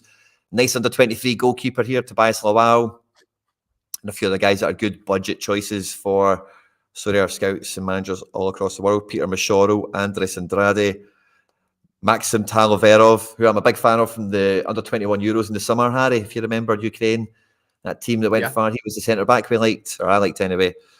I think we all liked him. He was decent. So yeah, decent wee team. And Austria Lustenau seem to get hammered every week. Nikolai Fredriksson, formerly of Vitesse, is maybe a decent prospect. Anderson always comes up on budget things for me as a guy that's just like cheap and plays all the time and isn't terrible. So he's in defence. And on XG, it's probably going to be 2 or 3-1 to the away team to Lask Linz. Again, another real budget, stackable team, 66% likely to win their game. And I think that's kind of, once we get below 2/3 likely, that's when we kind of lose they're a real big favourite. I would probably say St. Pauli should be slightly bigger favoured than what they are, just seeing them below that threshold I've said there. But they are away, I guess, which is fine. But yeah, I think they're the main movers and shakers we've got for the weekend. Everton, Burnley. I think Liverpool could destroy Palace this week. I'll maybe just look at that because it's a good Premier League one to talk about for a moment. But Liverpool are on pretty decent, they're doing all right. Like Liverpool, I fancy them to do pretty well this year overall. But Palace, like if you check out the fans and stuff, I've seen this thanks to Leo's goals and some other stuff I've been catching up with anyway. But I've seen him tweeting a nice kind of share this morning. But like the Crystal Palace fans are pretty done with Hodgson now after the last run of results. They're at home, normally it's the home support that give them a bit of something. So if the home support are somewhat diminished, in enthusiasm, let's say, and there's no Eze, Liverpool are a team that could just kill a team like Palace if they're underinflated, Mm-hmm. Yeah, I can kind of see Liverpool dominating this, which is probably not a shock to anyone, but like, yeah, I don't know. Palace are tricky though. Physical on the break. They've got got a bit of pace, bit of quality with Eze and not Eze, sorry, Elise. I don't think Eze's back, is he? Right now. Quinn, I've just got a little question for you. Have you used 2 super rares? Can I just ask you that question? I've used 2 super rares. I was going to say Padagul. It's a pro team, and I'm using 2 super rares because that's just the way I roll, right? Can I have my you having your guess? Yeah. Let's hear right. it. I'm going Tenas in goal. Yep. Obviously, Arsene as the mid for now. Yep. He might be the extra player where you are, but whatever. You've surely gone Yankuto at defense. Okay. Well, you don't. Okay, then you have obviously striker's tough because you got 3 good choices in a way. So it's either it's obviously Kubo, Rodrigo, Savio. I've gone Kubo just to stack him with Arsene. Okay. And then as the extra player, I've gone with Super Rare Illich over Renier. But I've got a funny feeling you've gone Renier now, and I'm probably bottled, haven't I? You're so close, Harry. You're so close. You got some really good shouts. Yeah, you got me some really good shouts. Charlie Dunbar, really close to it as well. Good effort from you, mate. Some really good ones. We'll keep them coming. I won't ruin it just yet. But some really good shouts coming in. Some of them are so close, but honestly, you just aren't going to get it. And I'm not changing my screen or anything either, by the way. But yeah, I don't think there's an absolute zinger in this team that you're just not going to get. If anyone does get it, it'll be well worth it. A Quinny special in there, is there? Oh, so many good guesses, guys. Keep them coming. Some of these are so close. The only one it could be Riquelme. You could have gone Riquelme. Well, he's not predicted to start. Is he not? Okay, fair. I was going to say, I didn't know if he was predicted. I mean, there's only so many super rares you can pick, isn't there? It's Kuto. Rinier, Illich. You better not have pricked Ibrahim Kebe. No, it's nothing crazy like that. So it's a 2 in 4 chance, right? Basically, 50%. Right, I tell you what, I'll kind of, we'll take a wee, right, so guys, what you can do now, right, is fill in the live chat any lineup requests that you want. And me and Harry will go and look at predicted teams and talk the games over for any requests you've got now, right? And while you're throwing that stuff in the live chat, right, I'll kind of string you along this game a little bit, right? So Harry, you said what? I have Tenas. No, what did you say? Yeah, Tenas Kuto. And then you said I've got 3 good choices in attack. Right? Yeah. Okay. You've gone with your Celtic boy, haven't you? Yeah. So I've got Take Kubo here, right? And this team, unrelated. Yeah. So that takes out the Trubin, takes out the O'Reilly. Some people mentioned him, right? The other team I had, so the other striker you reckoned I had was Savio. He's in this team. Yeah. You've gone with O. I know it. Do you? Okay. You must. So you reckon I've gone with O, but O is actually in this team. Wow. Okay. And the final good attacker choice you think I might have is in this team. Rodrigo. Wow. Okay. Jesus. That throws a big spanner in the work then. Yeah. Jesus. What does that look like? So that's that's as much of a teaser as you'll get, right? Where, there's not too many more permutations. You haven't gone with Carmelo, have you? No way. He's predicted to start. Wow, he's done it. He's predicted to start. I've used all the other guys everywhere else. This team, for me, Harry, this is the epitome of depth. The backup keeper that's playing. This guy, they're finally all starting. They've got Camelo's at home. It's the only thing that's going for him is he's at home. Celta Vigo don't concede many chances or goals, but he's like a pressing forward. He's good for about 10 AA, even if he doesn't get a goal or something. And if he does get himself onto one, then brilliant, And as you guys know, big fan of Camelo. He's a nice wee prospect. And yeah, Blue Tomatoes, look at you coming in now. But you're still wrong. You said Illich. But yeah, we'll do a proper question. But that was fun, guys. Good effort. No one got the Camelo zinger. But the Kuto was a nice one. A lot of you picked up on Kuto. I thought a lot of you would have said something maybe like Guardiola or Frimpong. A lot of you picked up on the Kuto, which was cool. And the Tenas, none of these thought it would have been Trubin. That was cool. So that was good fun. So guys, get the team requests in. I've not seen any of that. Maybe Gladbach? Oh no, is that who you're? Oh no, you thought I might have played the Gladbach boy. No, he's injured. Everton for Johnny. Let's have a look at Everton. Oh, wrong button. I was going to have a look at Everton. So Everton beating Newcastle midweek. They'll be walking a wee bit taller. And wow, they're playing Chelsea this week. So Chelsea, I don't see them scoring many goals against teams like Everton that defend, that sit, that want Chelsea to break them down. I don't think Chelsea. I don't think that's really their bag necessarily. I think they want to run into space. I think they want to take the wide areas, moving from left to right, springing on the break, doing all that fun stuff. Especially with no Sterling in the starting 11. Mudryk, Palmer and Jackson, the predicted front 3 here. Gallagher returns into midfield alongside Caicedo and Enzo. The back 4 looks kind of as strong as it can get at the moment. And they've still got Rabin goals, who saved the penalty recently. So he's done something. Yeah. I'm quite surprised that Badiashile isn't predicted because he didn't play midweek. They lost. They won on the weekend. He played, got an assist. I don't know. I thought that was a bit of a weird one from them. Because they didn't look great at the back against United, I didn't think. And Mudryk got an assist, I think, didn't he, or something? So that's kind of why they think Sterling won't play. And makes sense. Gallagher's back. It's strong enough. But Everton are resolute right now, man. You can't seem to knock them down, to be honest. Massive result last night.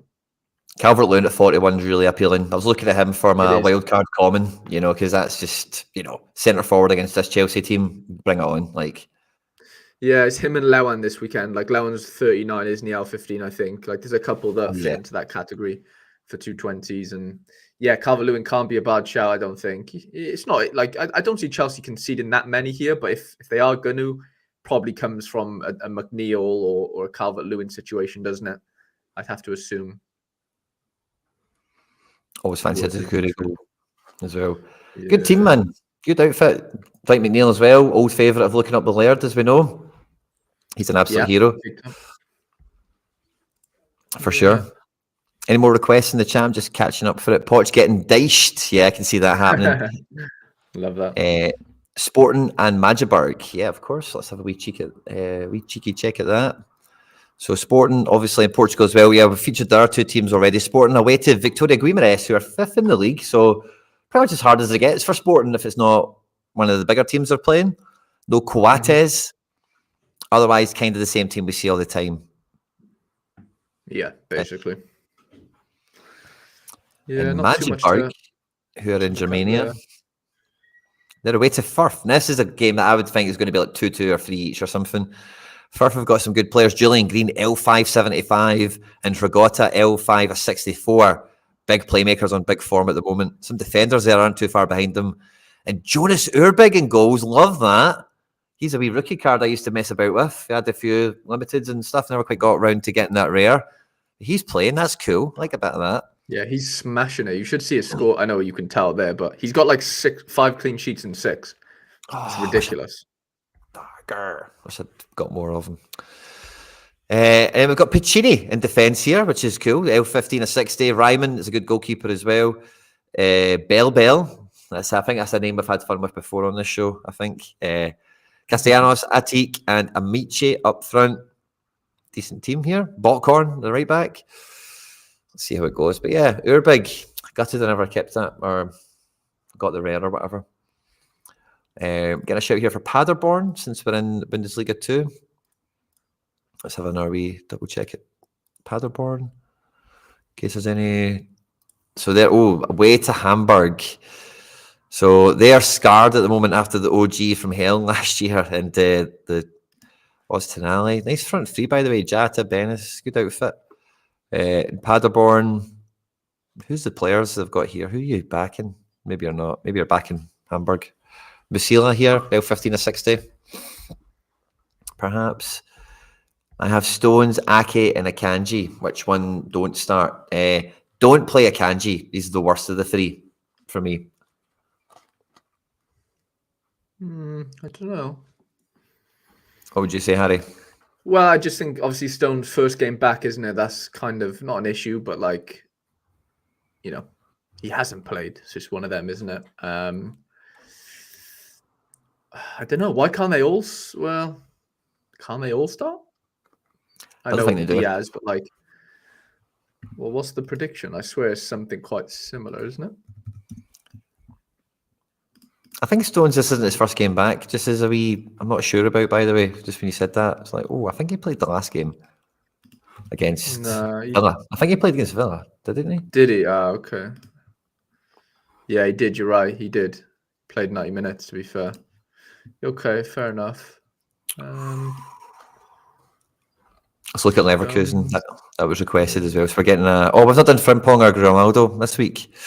Will we do a bit of that? Stuttgart away. Yeah, it doesn't feel easy, that, does it? No, just because of Stuttgart, how well they've done this year, but like, I don't really. If you're Leverkusen, you don't fear anyone. Not really, no, to be honest. Especially Zagadou. He's a bomb scare. Decent attack body. They're just dangerous. Dangerous team. Forage. Yeah, good team. If Nibble doesn't concede 3, he'll probably rock a big score. He can be all right for it if he doesn't klutz it up. Let's see what Hoffenheim are doing. Is Kramaric a good shout for a captain? Oh, yeah. Home to Bochum. Is Kramaric starting this? He is. Yeah, Kramaric is a great shout. This Max Bayer has been linked to somebody this morning as well. I think it was Liverpool, maybe. Okay, yeah. So watch out for that. Robert Scoville, 1554. Yeah, it could be a couple of DAs in there for Kramaric, I'd say. And we've got Barca Girona, which we've not looked at either, which is a big one for me and maybe a few other people out there as well. And Naki Pena retains his spot. Obviously, Ter Stegen undergone back surgery, I believe. Solid back 4 here. Solid midfield 3. Front 3 is probably as good a team as it's looked all season, really, isn't it? Yeah, 100%. The only 50-50 there is, I guess, it's Rafinha or Yamal, I assume. I guess he's 30, and then Ferran as well. But yeah, Ferran's been kind of palmed away, I'd say, a little bit, just because Felix has been so good recently. Middle three's working really well. I watched them play. Who did they play? Atletico last weekend, and they literally ran them ragged. Like, they just couldn't get near him, if I'm being honest. Frankie de Jong back in. Pedri looks really good again. He's just everywhere, and he's just finding pockets, playing people in, and Gundogan's obviously Gundogan. So Lauan's the only disappointment, I would say, right now in this Barca team, as far as like he's just not doing what he can kind of do. But from what I'm hearing on Twitter and stuff, they're trying to bomb him out. To be fair, he just doesn't look mobile enough anymore. His legs are just gone. Like, he can't move as good as he used to. He needs things on the plate basically for him, and it's like, Barca can do that to most teams, but like in these big games, it's just hard for him to get space. It's hard for him to find that edge, I'd say, that he used to sort of have. For me, he could be finished, I think, Lauan. Yeah. AWB or Delo. I would say Delo. He's a wee bit more final third capable, personally, if you have to pick one. I was so close to playing Depay this week in a team, because I think he'll get from the bench, and he got some 80 against Barca. He got a good shot on target from a free kick. And I think it's Almeria, somebody like Depay can't come off the bench. I almost was going to play him, but I don't think he will start. It's predicted that Correa will partner Morata, but I really hope that becomes Depay and Morata very quickly. And Hendo, fist bump, my man, thanks for joining us. Kyogo, I think, will be on the bench. I would love to. We did the Sorare CSC, the Celtic Supporters Club, live on the Celts Are Here YouTube channel last night with me, McBride Ace, everyone's favourite whale, the Scottish whale, and Mark Patrick Rare, one half of the Sorare Odyssey. We did that live stream last night, and we would all love, we're all praying that we see Kyogo play right wing or something like that. Like they try something a bit more, rather than trying to get Mikey Johnson to play, or Yang, or whatever. Stick with O up front, Palmer's out left, and then Kyogo, stick him out on the right. It's against Kelly, it's a small pitch. Just play him as a second forward off that right-hand side. And just, that's what I'm praying for. It's not rumoured or on the card, certainly, but yeah, I don't think it's hard to drop O after scoring 2 goals, buddy. And Guardiola's not projected to start. I'm not using him, buddy. So, and yeah, we do miss Gundogan at City big time. Yeah, what a player. Unbelievable. And like Cancelo's made that left back position his own right now, because like Araujo obviously is not the best at going forward. So yeah, his kind of Cancelo joins in the attack, and then they've got like Christensen, Kunde, and Araujo. Then is kind of the back three realistically. And Peña's looked really good as well in goal. Made a wicked save for Depay's free kick last weekend. So I mean, they'll miss ter Stegen obviously, but Peña looks up to it. Fair play. Yeah, definitely. Victor Roque as well coming in. I seen a tweet this morning saying that Ferran Torres has instructed his agents to get him moving in January because he's fed up of this nonsense now. That they're linked to this Victor Roque. He's just like, get me out of here now. This is rubbish. To be fair, he's scoring, man. Who now? Ferran. He was anyway. He's got goals, man. He's got goals in him. Yeah, his legs are gone. He's not quick anymore. I'm telling you, he's lost his legs like very early on in his career. Like, he was rapid, and now he's just not that player anymore. It's like, I don't think he was playing. Like, he's not. Trust me, at Valencia at 19, he was electric, and I mean, like, he was just popping it past players and just beating them to the ball. I promise you. Go watch some highlights after this. We'll watch them together. Kid was electric. I honestly, like, he had a bit of everything at that point, and it was like, wow, okay, this could be something. And Felix is just too technical. Like, Felix is not rapid either, but like the way he can carry a ball, like dribbling wise, is like freakishly good. And Ferran's just not that, unfortunately. So, but that Vitor Ricky or whatever, he's a 9, like he's a full on 9. So like he'll be the Lauan replacement as far as I'm aware. So this has been updated at 2:15 today from the Wolves expert. So thank you very much to that man. Luke Brindley, I think you're probably here. So he's checked out all the intel since the press conference. Jose Sa, 65% on. That's the latest and greatest of info. 30 minutes to the deadline that you can expect to get. Cunha and Wang up top. Again, very predictable team outside of the goalkeeper, the question mark coming into the stream today. Forest, this is do or die for Steve Cooper. If that's if you believe everything you hear and read. If he loses this match, he's going to get sacked. He's also been kind of linked to the Crystal Palace job if they sack Hodgson, which is kind of a funny turn of events if that was to happen. But yeah, Nottingham Forest haven't been getting results away from home. They really need to turn up. They need a big result with that. If we lose, the manager gets sacked. Kind of chant hanging over them, you know. But yeah, Wolves have still got a lot of injustice to make up for this season as well. So could be a good one for the neutral. Saturday at 3 o'clock will be one for match of the day, won't it? 100%. 100%. It was good there, Nate Bentley. Very good. He did well, did he? I didn't see the game, to be fair. He was good. Better than David Raya. Oh well. Not easy. Yeah, not hard, I guess, but for sure. Anything else? Have we missed anything else? I can't think. As in, I'm happy to take some more requests for lineups and stuff. We're 30 minutes to the deadline. I kind of teased and showed some of my teams earlier for a bit of fun. I actually had a real big problem coming into this game week just before we get to the deadline and do the giveaway. We were talking about Oyarzabal having his kid and all the rest of it. I had to go and tear my teams up like this morning and redo them all again. So I've got like no striker power this week for like my big teams. So you can all cross your fingers with me. I'm going with Stuani back into 240 again, probably from the bench. But this time it's versus Barca. So totally different proposition.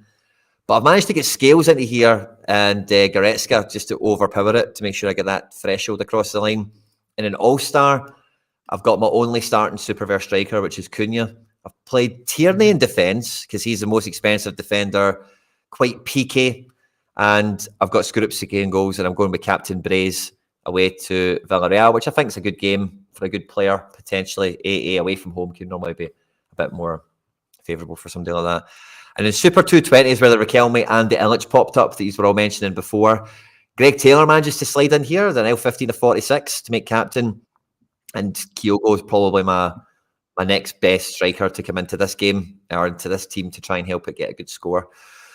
So I'm not that buzzing about my big teams this week. The last one is going to be Joe Hart fielding a kickoff unique team with Starfelt in defence, Mark Roca at home to Real Madrid in midfield, alongside John McGinn at home to Arsenal, with Edward up front at home to Liverpool. So this team is just not...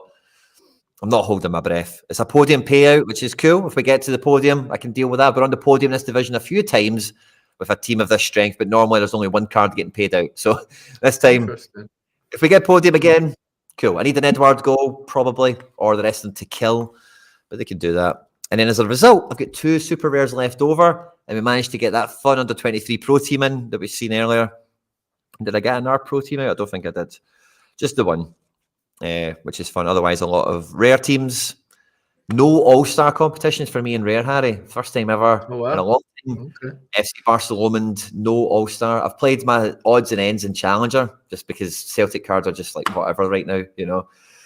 So I was just like, because I didn't expect to have Tenas as well, it's like an extra keeper. It's a brand new extra team that I don't really need right now, if you know what I mean. So I'm really like... I've got an extra team that is just going to be an absolute dice roll going out. And I thought, why not just throw these guys into Challenger and maybe they get the back end of the prize pool. It's probably their best chance. They're not going to do much in a cap or an all-star setting. And I've prioritised basically under 23 with O'Reilly and Wirtz. Wirtz, as people are mentioning to me, let's double check Leverkusen again, actually. Yeah, I don't think he's on, is he? He's 40%. I think Adley was down at 60. Somebody said he was training by himself, and I thought, yeah, let's check on this. Yeah, no, Adley is here. You're right. What's his training by himself? Oh, we've maybe got he came off injured. He came off injured midweek, didn't he? Oh yeah, did he play in that stupid cup thing? I think I remember that. Yeah, he came off at like 34th minute with a bit of an ankle or Achilles injury, they said, but I wouldn't be risking that. To be honest. Okay, so that's actually kind of easy because then all I need to do is drop Wirtz for Zakarian, which is fine. That makes up for that. Easy enough, doesn't it? Him for Zaki, if I can find him. Boom. Still got Frimpong. Frimpong's fine, isn't he? And then what I need to do, I need to replace somebody in this under 23 pro team. Yeah, Wirtz is now... starred off. So I need the... I was actually kind of... I know Camelo's not that great, but I say this is a kind of bonusy team as well. Couto's playing Barca. Rainier's got an okay game. But I wanted it to have a fighting chance, and I would still like that to be possible. Turnbull from the bench, most likely. Ferran Torres from the bench against Girona's not good. Yang might not be in the squad. Boateng, yeah, well, we put Boateng in against Rangers. That could be brilliant, eh? I mean, yeah, could be a nice little omen. Captain Boateng. Till you die. Oh, but can he write that into his contract? That might get us in trouble in the future. Let's see, do we have anyone else creeping about the bottom here? No, we don't. John, really. Yeah, let's go with Boateng against Rangers. And I think we'll captain him because he could get some. We want him to get a triple or something like that. Yeah, he can get a 50 or something. Get a wee fluky decisive for Quinny when he plays for FC Barcelona. And Camelo. For any of you that are kind of new to the channel, if we scroll back here, Sergio Camelo was like a limited that one. I had no idea who he was, and then he got his best ever like L5. I can't remember where it was, but I thought it'd been easier to find. But I won him, and then it must have been like this bit here or something. He got his like L10 maybe. He got his best ever like patch of form right after I won him, and I was like, oh, I quite like that wee guy, and now he's still playing. So it's a snowball's chance in hell. PSG not always good for a clean sheet, but tennis might get the AA. And we've got Boateng in there now. Wirtz is going into training, I think now. So if you had, gun to your head, what's the top, what gets a reward this weekend for you, if you had to guess?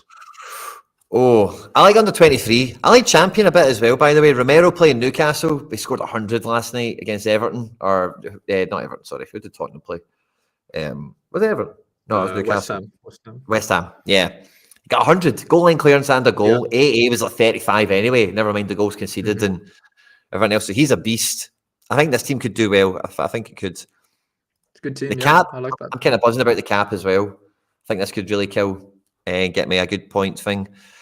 But yeah, I'm not actually. I'm just. I need to get thresholds for this week. I don't really see there being many cards to be won. I really need big performances for cards. I think I don't see any team outside of this under 23 that I think. Oh, I've got 4 or 5 guys there that could all hit top scores in the division. With so many of these guys been in training and such. Let me just go and get Wirtz in the training over someday. Let's have a season or something. There we go. So, I'm not really that excited. I'm not that confident on cards this week, truth be told. I say some of the regions, I like the cap divisions are their own play and in themselves. But yeah, as long as I get threshold, and if I'm sniffing a card or two, that's the kind of game week I'm looking at, I think. Just with how little forward options I've got in Super Rare. And in Rare, I'm very light in midfield because I'm playing double midfield. I'm playing Goretzka and Bernie here, Wata and Moutinho. And then these guys aren't even that great a pick. Saka might not even start. I don't think he's projected to start. And then where was the other team? It was double midfield. Yeah, O'Reilly and was Wirtz, now Zachariah.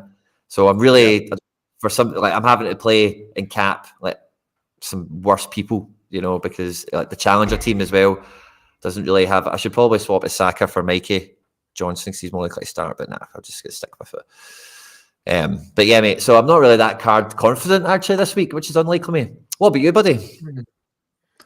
I've got a few decent shouts. 240s obviously always the bread and butter right now, so that's kind of what I'm hoping hits big this weekend, all at home bar Matson. Brought in Spitic from Pavel this weekend. Oh, nice. This midweek. Yeah, I just traded him straight for my Duke Super Rare. I'm done with Duke. Yeah, I mean, he doesn't play for me. I don't use him, if that makes sense. Mate, wee bit soon, do you know, Hank? I have his rare still. I'm not bothered, really. I was just going to say, but some of the chat's coming to me that the manager may get sacked soon. So imagine the manager gets sacked. Yeah, maybe. If Miovski, but then, they still have to play 2 up front for that to happen. They're not going to drop Miovski, are they, at the end of the day? So I'm not saying, even when Duke's played, he's still not scoring. So, I'm not, you know what I'm saying? It's not one of them where, he's done, he won me a division already, Duke. So he's done what he probably can for me in that sense. And like I said, I'm still stuck with the rare. So we'll see what happens. But yeah, it is what it is. I've got a player that I can actually use at the end of the day. And, I think he's worth a little bit more than Duke is right now, honestly. So, yeah, I think I've pulled Pavel's pants down a little bit there. And yeah, the rest of the lineup hopefully does the business. I've got a little Premier League team out, which is fun. Got Big Igor as captain. Alanga I got in with a trade this weekend, this midweek. Gay, I paid Nice. like 20 quid for. I'm hoping Bart obviously starts there. Rare Plus, I'm backing Beck. Sikwe at home. Monchu Come on, the at home. Beck. Come on, the Beck. Harry, you should be begging me for this Malachi Boateng card I've got. To double up with Beck. Yeah, that Dundee stack against Rangers since it's going to come in. I don't know. One Scottish card's enough for me. I can't have any. Malachi Boateng on for 100. Weezermont says stuck with the rare. Well, there's no point selling the rare. He's worth 50 quid these days, the Duke Weezermont. So, and like, I just don't use him. What's the like stuck with him means I'm not using him. He doesn't get used. So, I've got big Brennan Johnson now running the show. 20 AA last night. Hopefully, this puts in a good score in 220 because I kind of do need it, to be fair. Well, I've only put up 2 scores so far in 220, and they've both been decent actually. So I need a third. Under 23 rare, Bazanu away from home, Rodrigo away, Gluch away. Yeah, might do okay. 240 looks quite tasty actually. Pedri low cap, Brennan Johnson's pretty low. I brought in Busio. David said, I'm after that Duke Harry. Pavel wants a stupid amount. I think once Aberdeen manager's sacked, he will do a lot better. Maybe, but like, you watch him play. He's okay. Like, he's just a bit of a road runner, isn't he, if we're being honest? Yeah, big counter-attack guy. Like, but he's physically in the league, but he dominates so many people. I can see that. He's quick, he's powerful, strong, but like, he's not my type of player, lads. I'll be honest. I'm looking for the flary boys, unfortunately, and you're not going to find many of them in Scotland. No disrespect there. So Matt O'Reilly and Owen Beck for me are the only two that I'd sniff around. But 270 might do okay actually if Excelsior don't shit the bed tonight. Nice. It fell into like this is like sort of a leftovers situation because I just have too many super goalkeepers right now, which is not a bad problem to have, obviously. And this is why Cook fits into All-Star Rare Plus. Yeah, I don't know. I'll be honest, I'm in a similar boat to you. I'm not too confident this weekend. If 240 super rare hits, if 240 rare hits, then fine. But like, I can't really see a card in my future, to be honest. Unless Beck pulls out something ridiculous against Rangers, I do fear, to be honest. GG's Jack Gardner here, who's got his best finish this week, 40th and 220 rare. And somebody was asking me how I'm getting on in the super cap. Harry, if you want to show us how you're getting on as well. But in the super rare super cap, I've got 3 entries. I'm happy if I can make 265 the lowest score that I get by the time this thing is done. That's kind of how I'm thinking about my start. I've got my floor score in. And in the rare... this is rare. Sorry, this is rare. I beg your pardon. In super rare, I don't think it's any different. I think I've got a slightly better score, but I think that was low. Yeah, I've got a 300 there. So I'm hoping I've got one of my main scores locked in. If I get another 3 that are in and around, hopefully above that, then I should do kind of A-okay. And I played once in limited. I'm going to throw a wee team out again this week. I got 250 last time. Let's see what we get.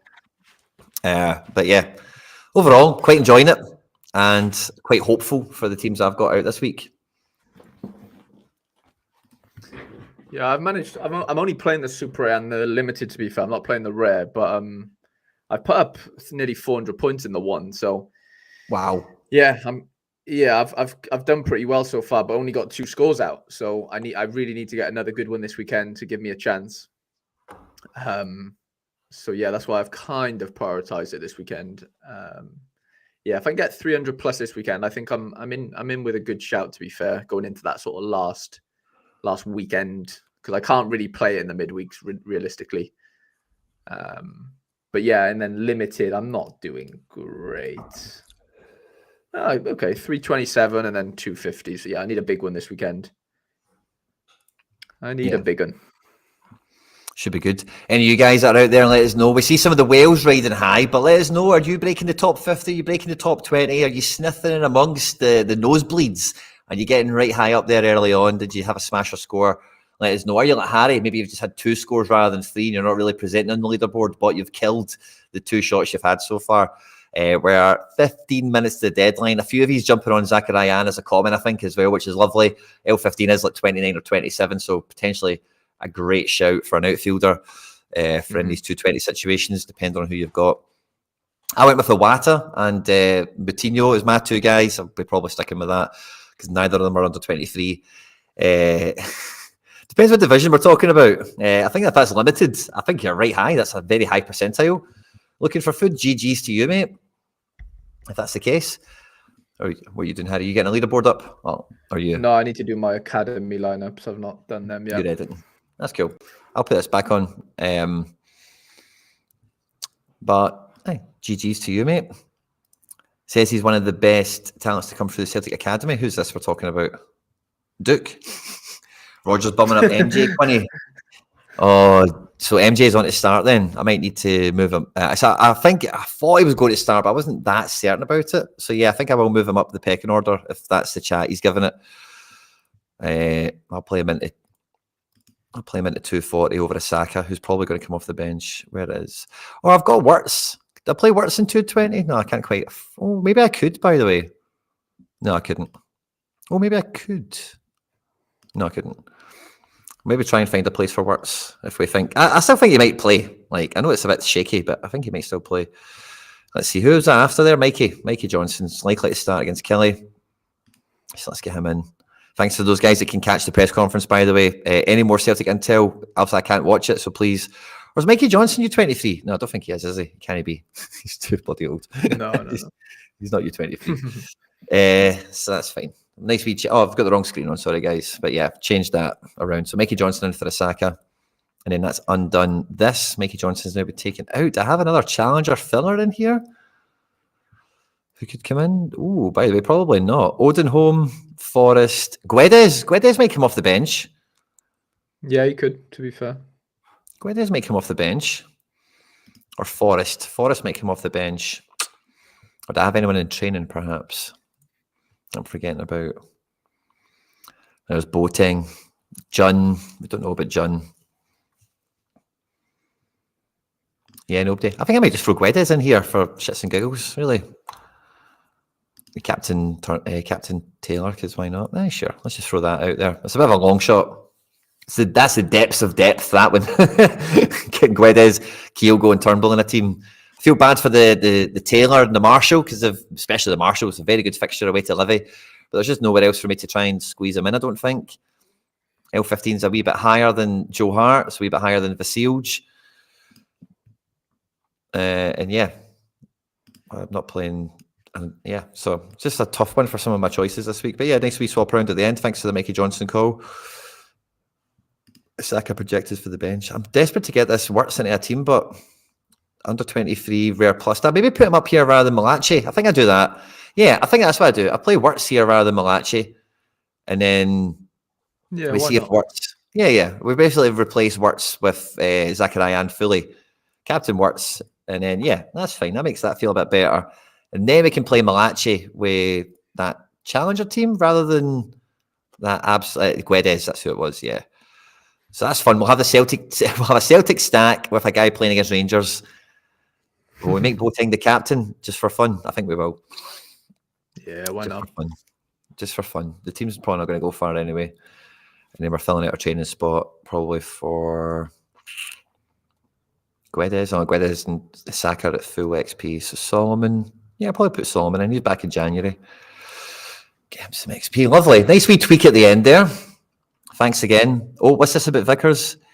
Just says he's one of the best through the academy. I hit 322 in 220 with a DNP. Phil Jones. Oh, that is a kick in the stones. Just Vickers. I'm currently tier 4 in limited with 2 low scores. Oh, wow. Rico, man. GG's to you. Keep going. I'm playing MJ in my 220 now instead of Jens. Good move. Very good 220 card at 41 points. Starting midfielder to be playing as a wide forward. Plenty of duels and big chance created opportunities there for sure. Harry's been tweaking away for us as well. I just noticed the Anderlecht Play Sharper guy has just moved Yari Vasharan to 45% on to start. Oh, really? Who's L15 of 28. Which could be quite tasty somewhere. Don't really know where. Potentially here. If I could fit Yari in here somewhere, that could be quite nice. Someone's given me a good shout to say, can I maybe just play global instead of challenger and maybe get a few more buff options in? I maybe could, but it would be like Turnbull for Quattro. I don't think like Quattro's playing away to Roma.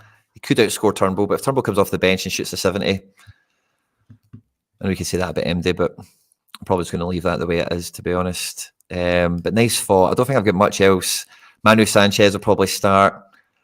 And I say I don't think I'm really missing out on anyone by not going global with that team. It's just a throwaway team at the end of the cycle for me anyway. Any CCV news?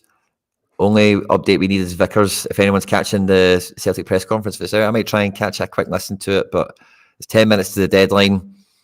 We've got a card to give away still as well, guys, by the way. We'll do that kind of now, because let's do the giveaway now. So let me think of a question. We'll do this on the YouTube, since most of the live chat today is on YouTube. I can see every live chat from every place, by the way. So if you are on Twitter, if you are on Twitch or any of these other places, get involved in the live chat. We'll see it on screen. We'll put it on screen if it's good. Cracks it as well. But I'm trying to think. I didn't have a question pre-prepared, and I was trying to think of one as we were going through, which is why I gave you the jackpot question. So I thought it was super hard, but I thought I'd give it a shot anyway. Harry, do you have a question off the top of your head? I don't, but I can definitely get you one. Oh, would you like one? Yes, I would, because Turbo's just told me that Moutinho's not starting for Braga, and the kickoff is in like now kind of time. So I need to actually change that quickly. I have a question, and I want a decimal point as well, please, and thank you. Are we ready to go? Yeah. To the exact decimal point, so it's going to be number, dot, number, if that makes sense. Yep. How many points away was I from hitting the super rare threshold this midweek? Boom. Boom. Boom, boom, boom. We're in.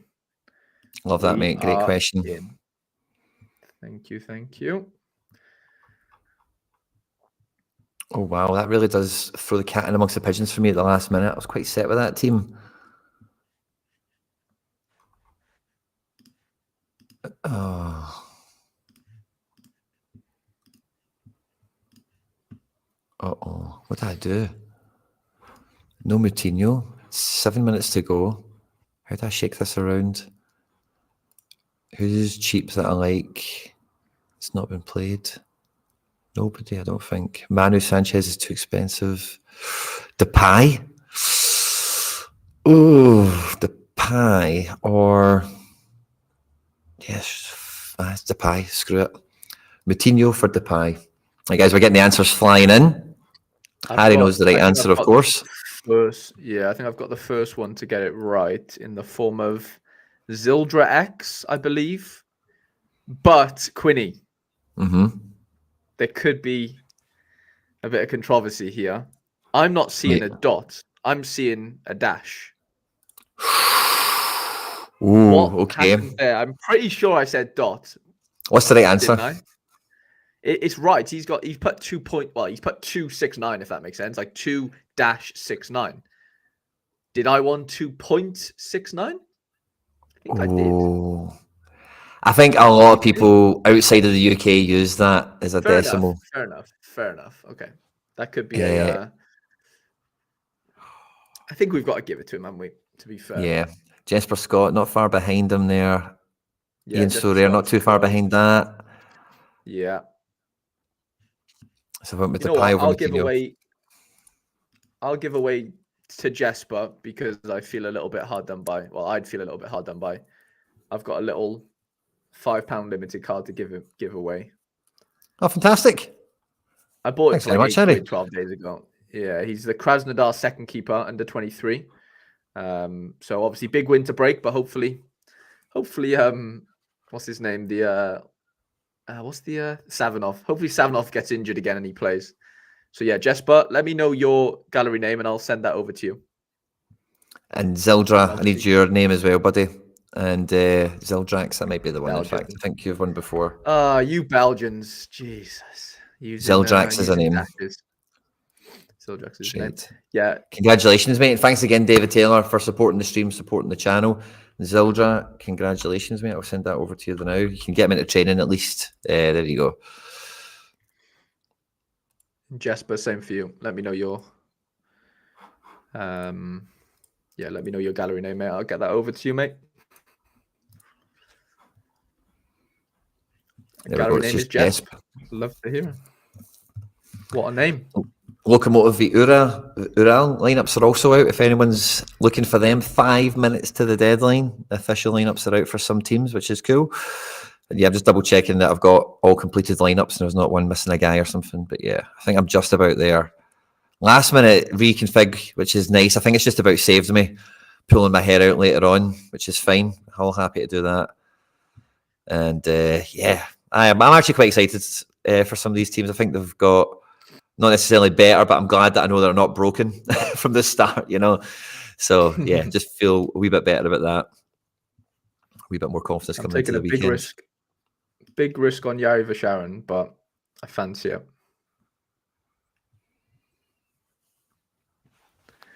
I fancy Big Yari. McBride has said Carter Vickers might make the match. Not sure if that's already been discussed. Oh, there's all sorts flying in. I think most people that have a Vickers surely have another Celtic defender card. Ideally, just use the other one if you have it. Like an Alistair Johnson, a Taylor. Yeah. It doesn't need to be Scales, you know. Germany also use it as well. Yeah, see, I think it's a European thing. European people can use that, I think, for a decimal point. I really hope he doesn't come on and get a decisive now. No, don't worry, but Depay will do the same thing anyway. Moutinho's only got the advantage if he starts because he gets more at AA. So if he's going to come off the bench and do something as well, then don't sweat it, mate. I wouldn't have picked him for that situation, you know. And yeah, that's probably quite true, Score. It's a very unlikely weekend for a Celtic clean sheet, which is why my Joe Hart Super is in Kickoff Unique this week rather than anything else, because I'm just done with getting a 40 score out of him. Getting Skorupski back in there with the big cards, getting Sorare wrapped around some of the power players. That's the way to go. Lagerbielke and Noroke get called out by Brendan about a week ago, is saying they're not shown in training that they should be getting into the first team and stuff like that. He also name-checked Marco Tellio in that kind of breath as well. Marco Tellio made his debut midweek against Hibs. So I don't know if it was maybe a precursor and then maybe Tellio's maybe showed something, got a thing me. With Vickers now being injured, you would hope Noroke and Lagerbielke like push on in training. And that's why I'm like less confident that Phillips starts, but it's really unknown who's done well in training this week, you know, since Wednesday when Vickers got injured and what the manager does plan to do. Because Phillips was firmly at fault for the goal. And like Hibs could have had, Eli Yuan had him on toast. Like every time Yuan got on the ball, Phillips was like running through quicksand to try to catch after him. You know, it just wasn't on. So wouldn't be surprised if he didn't play. But Noroke can't play Champions League against Feyenoord midweek. So I'd probably, if I had to push, I'd probably say it's going to be, again, no one knows how well anyone's done in training. But Lagerbielke and Scales got like 3 clean sheets on the bounce. And when the team was in tatters, that was the defence that kind of formed at the beginning. And I think the manager maybe leans on that. 1 minute to the deadline, everyone. Thanks to everyone who's joined us for the show today. When me and Harry finish with the show, when the stream ends here on YouTube, a wee thing will pop up and it will say, join us here. And you'll be taken over to Sorare TV to watch the premiere of Looking Up the Laird with Harry Trades, Sam Tighe, the football guy, as we like to call him, and Andy Laird, who is here as well, the host, the master of ceremonies over at Sorare Data as well. So it's always a good show. Big part of my Friday as well. Roger said Lager and Rocky have trained well. 1 minute to the deadline. Phillips has no game time, making it difficult for him. Yeah, so I think Phillips is... Yeah, I don't think you can pick any centre-back except Scales this week. Like Dino, good luck everyone for this game week. You can say that again. Harry boy, do you feel any better? Do you feel card capable now all of a sudden? Maybe in the... Well, I say card capable. I think the Premier League Winter Special could, if Bart starts, I fancy him to get a clean sheet against Burnley. Sorry. So, yeah, I'm in and around there. I'm not overly confident. I can't lie. Fair play. Well, let's hope we get pleasant surprises across the game week to everyone.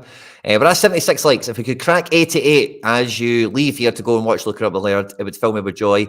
As you know, Sorare only control the internet. We need to get that RNG luck in. That's why our players are not scoring goals, guys. That's why we're getting the random DNPs. So before you leave, make sure to hit the like button. And have a great game week, everyone. Harry boy, it's been an absolute pleasure. And we'll catch you next week. Mate. All the best, lads.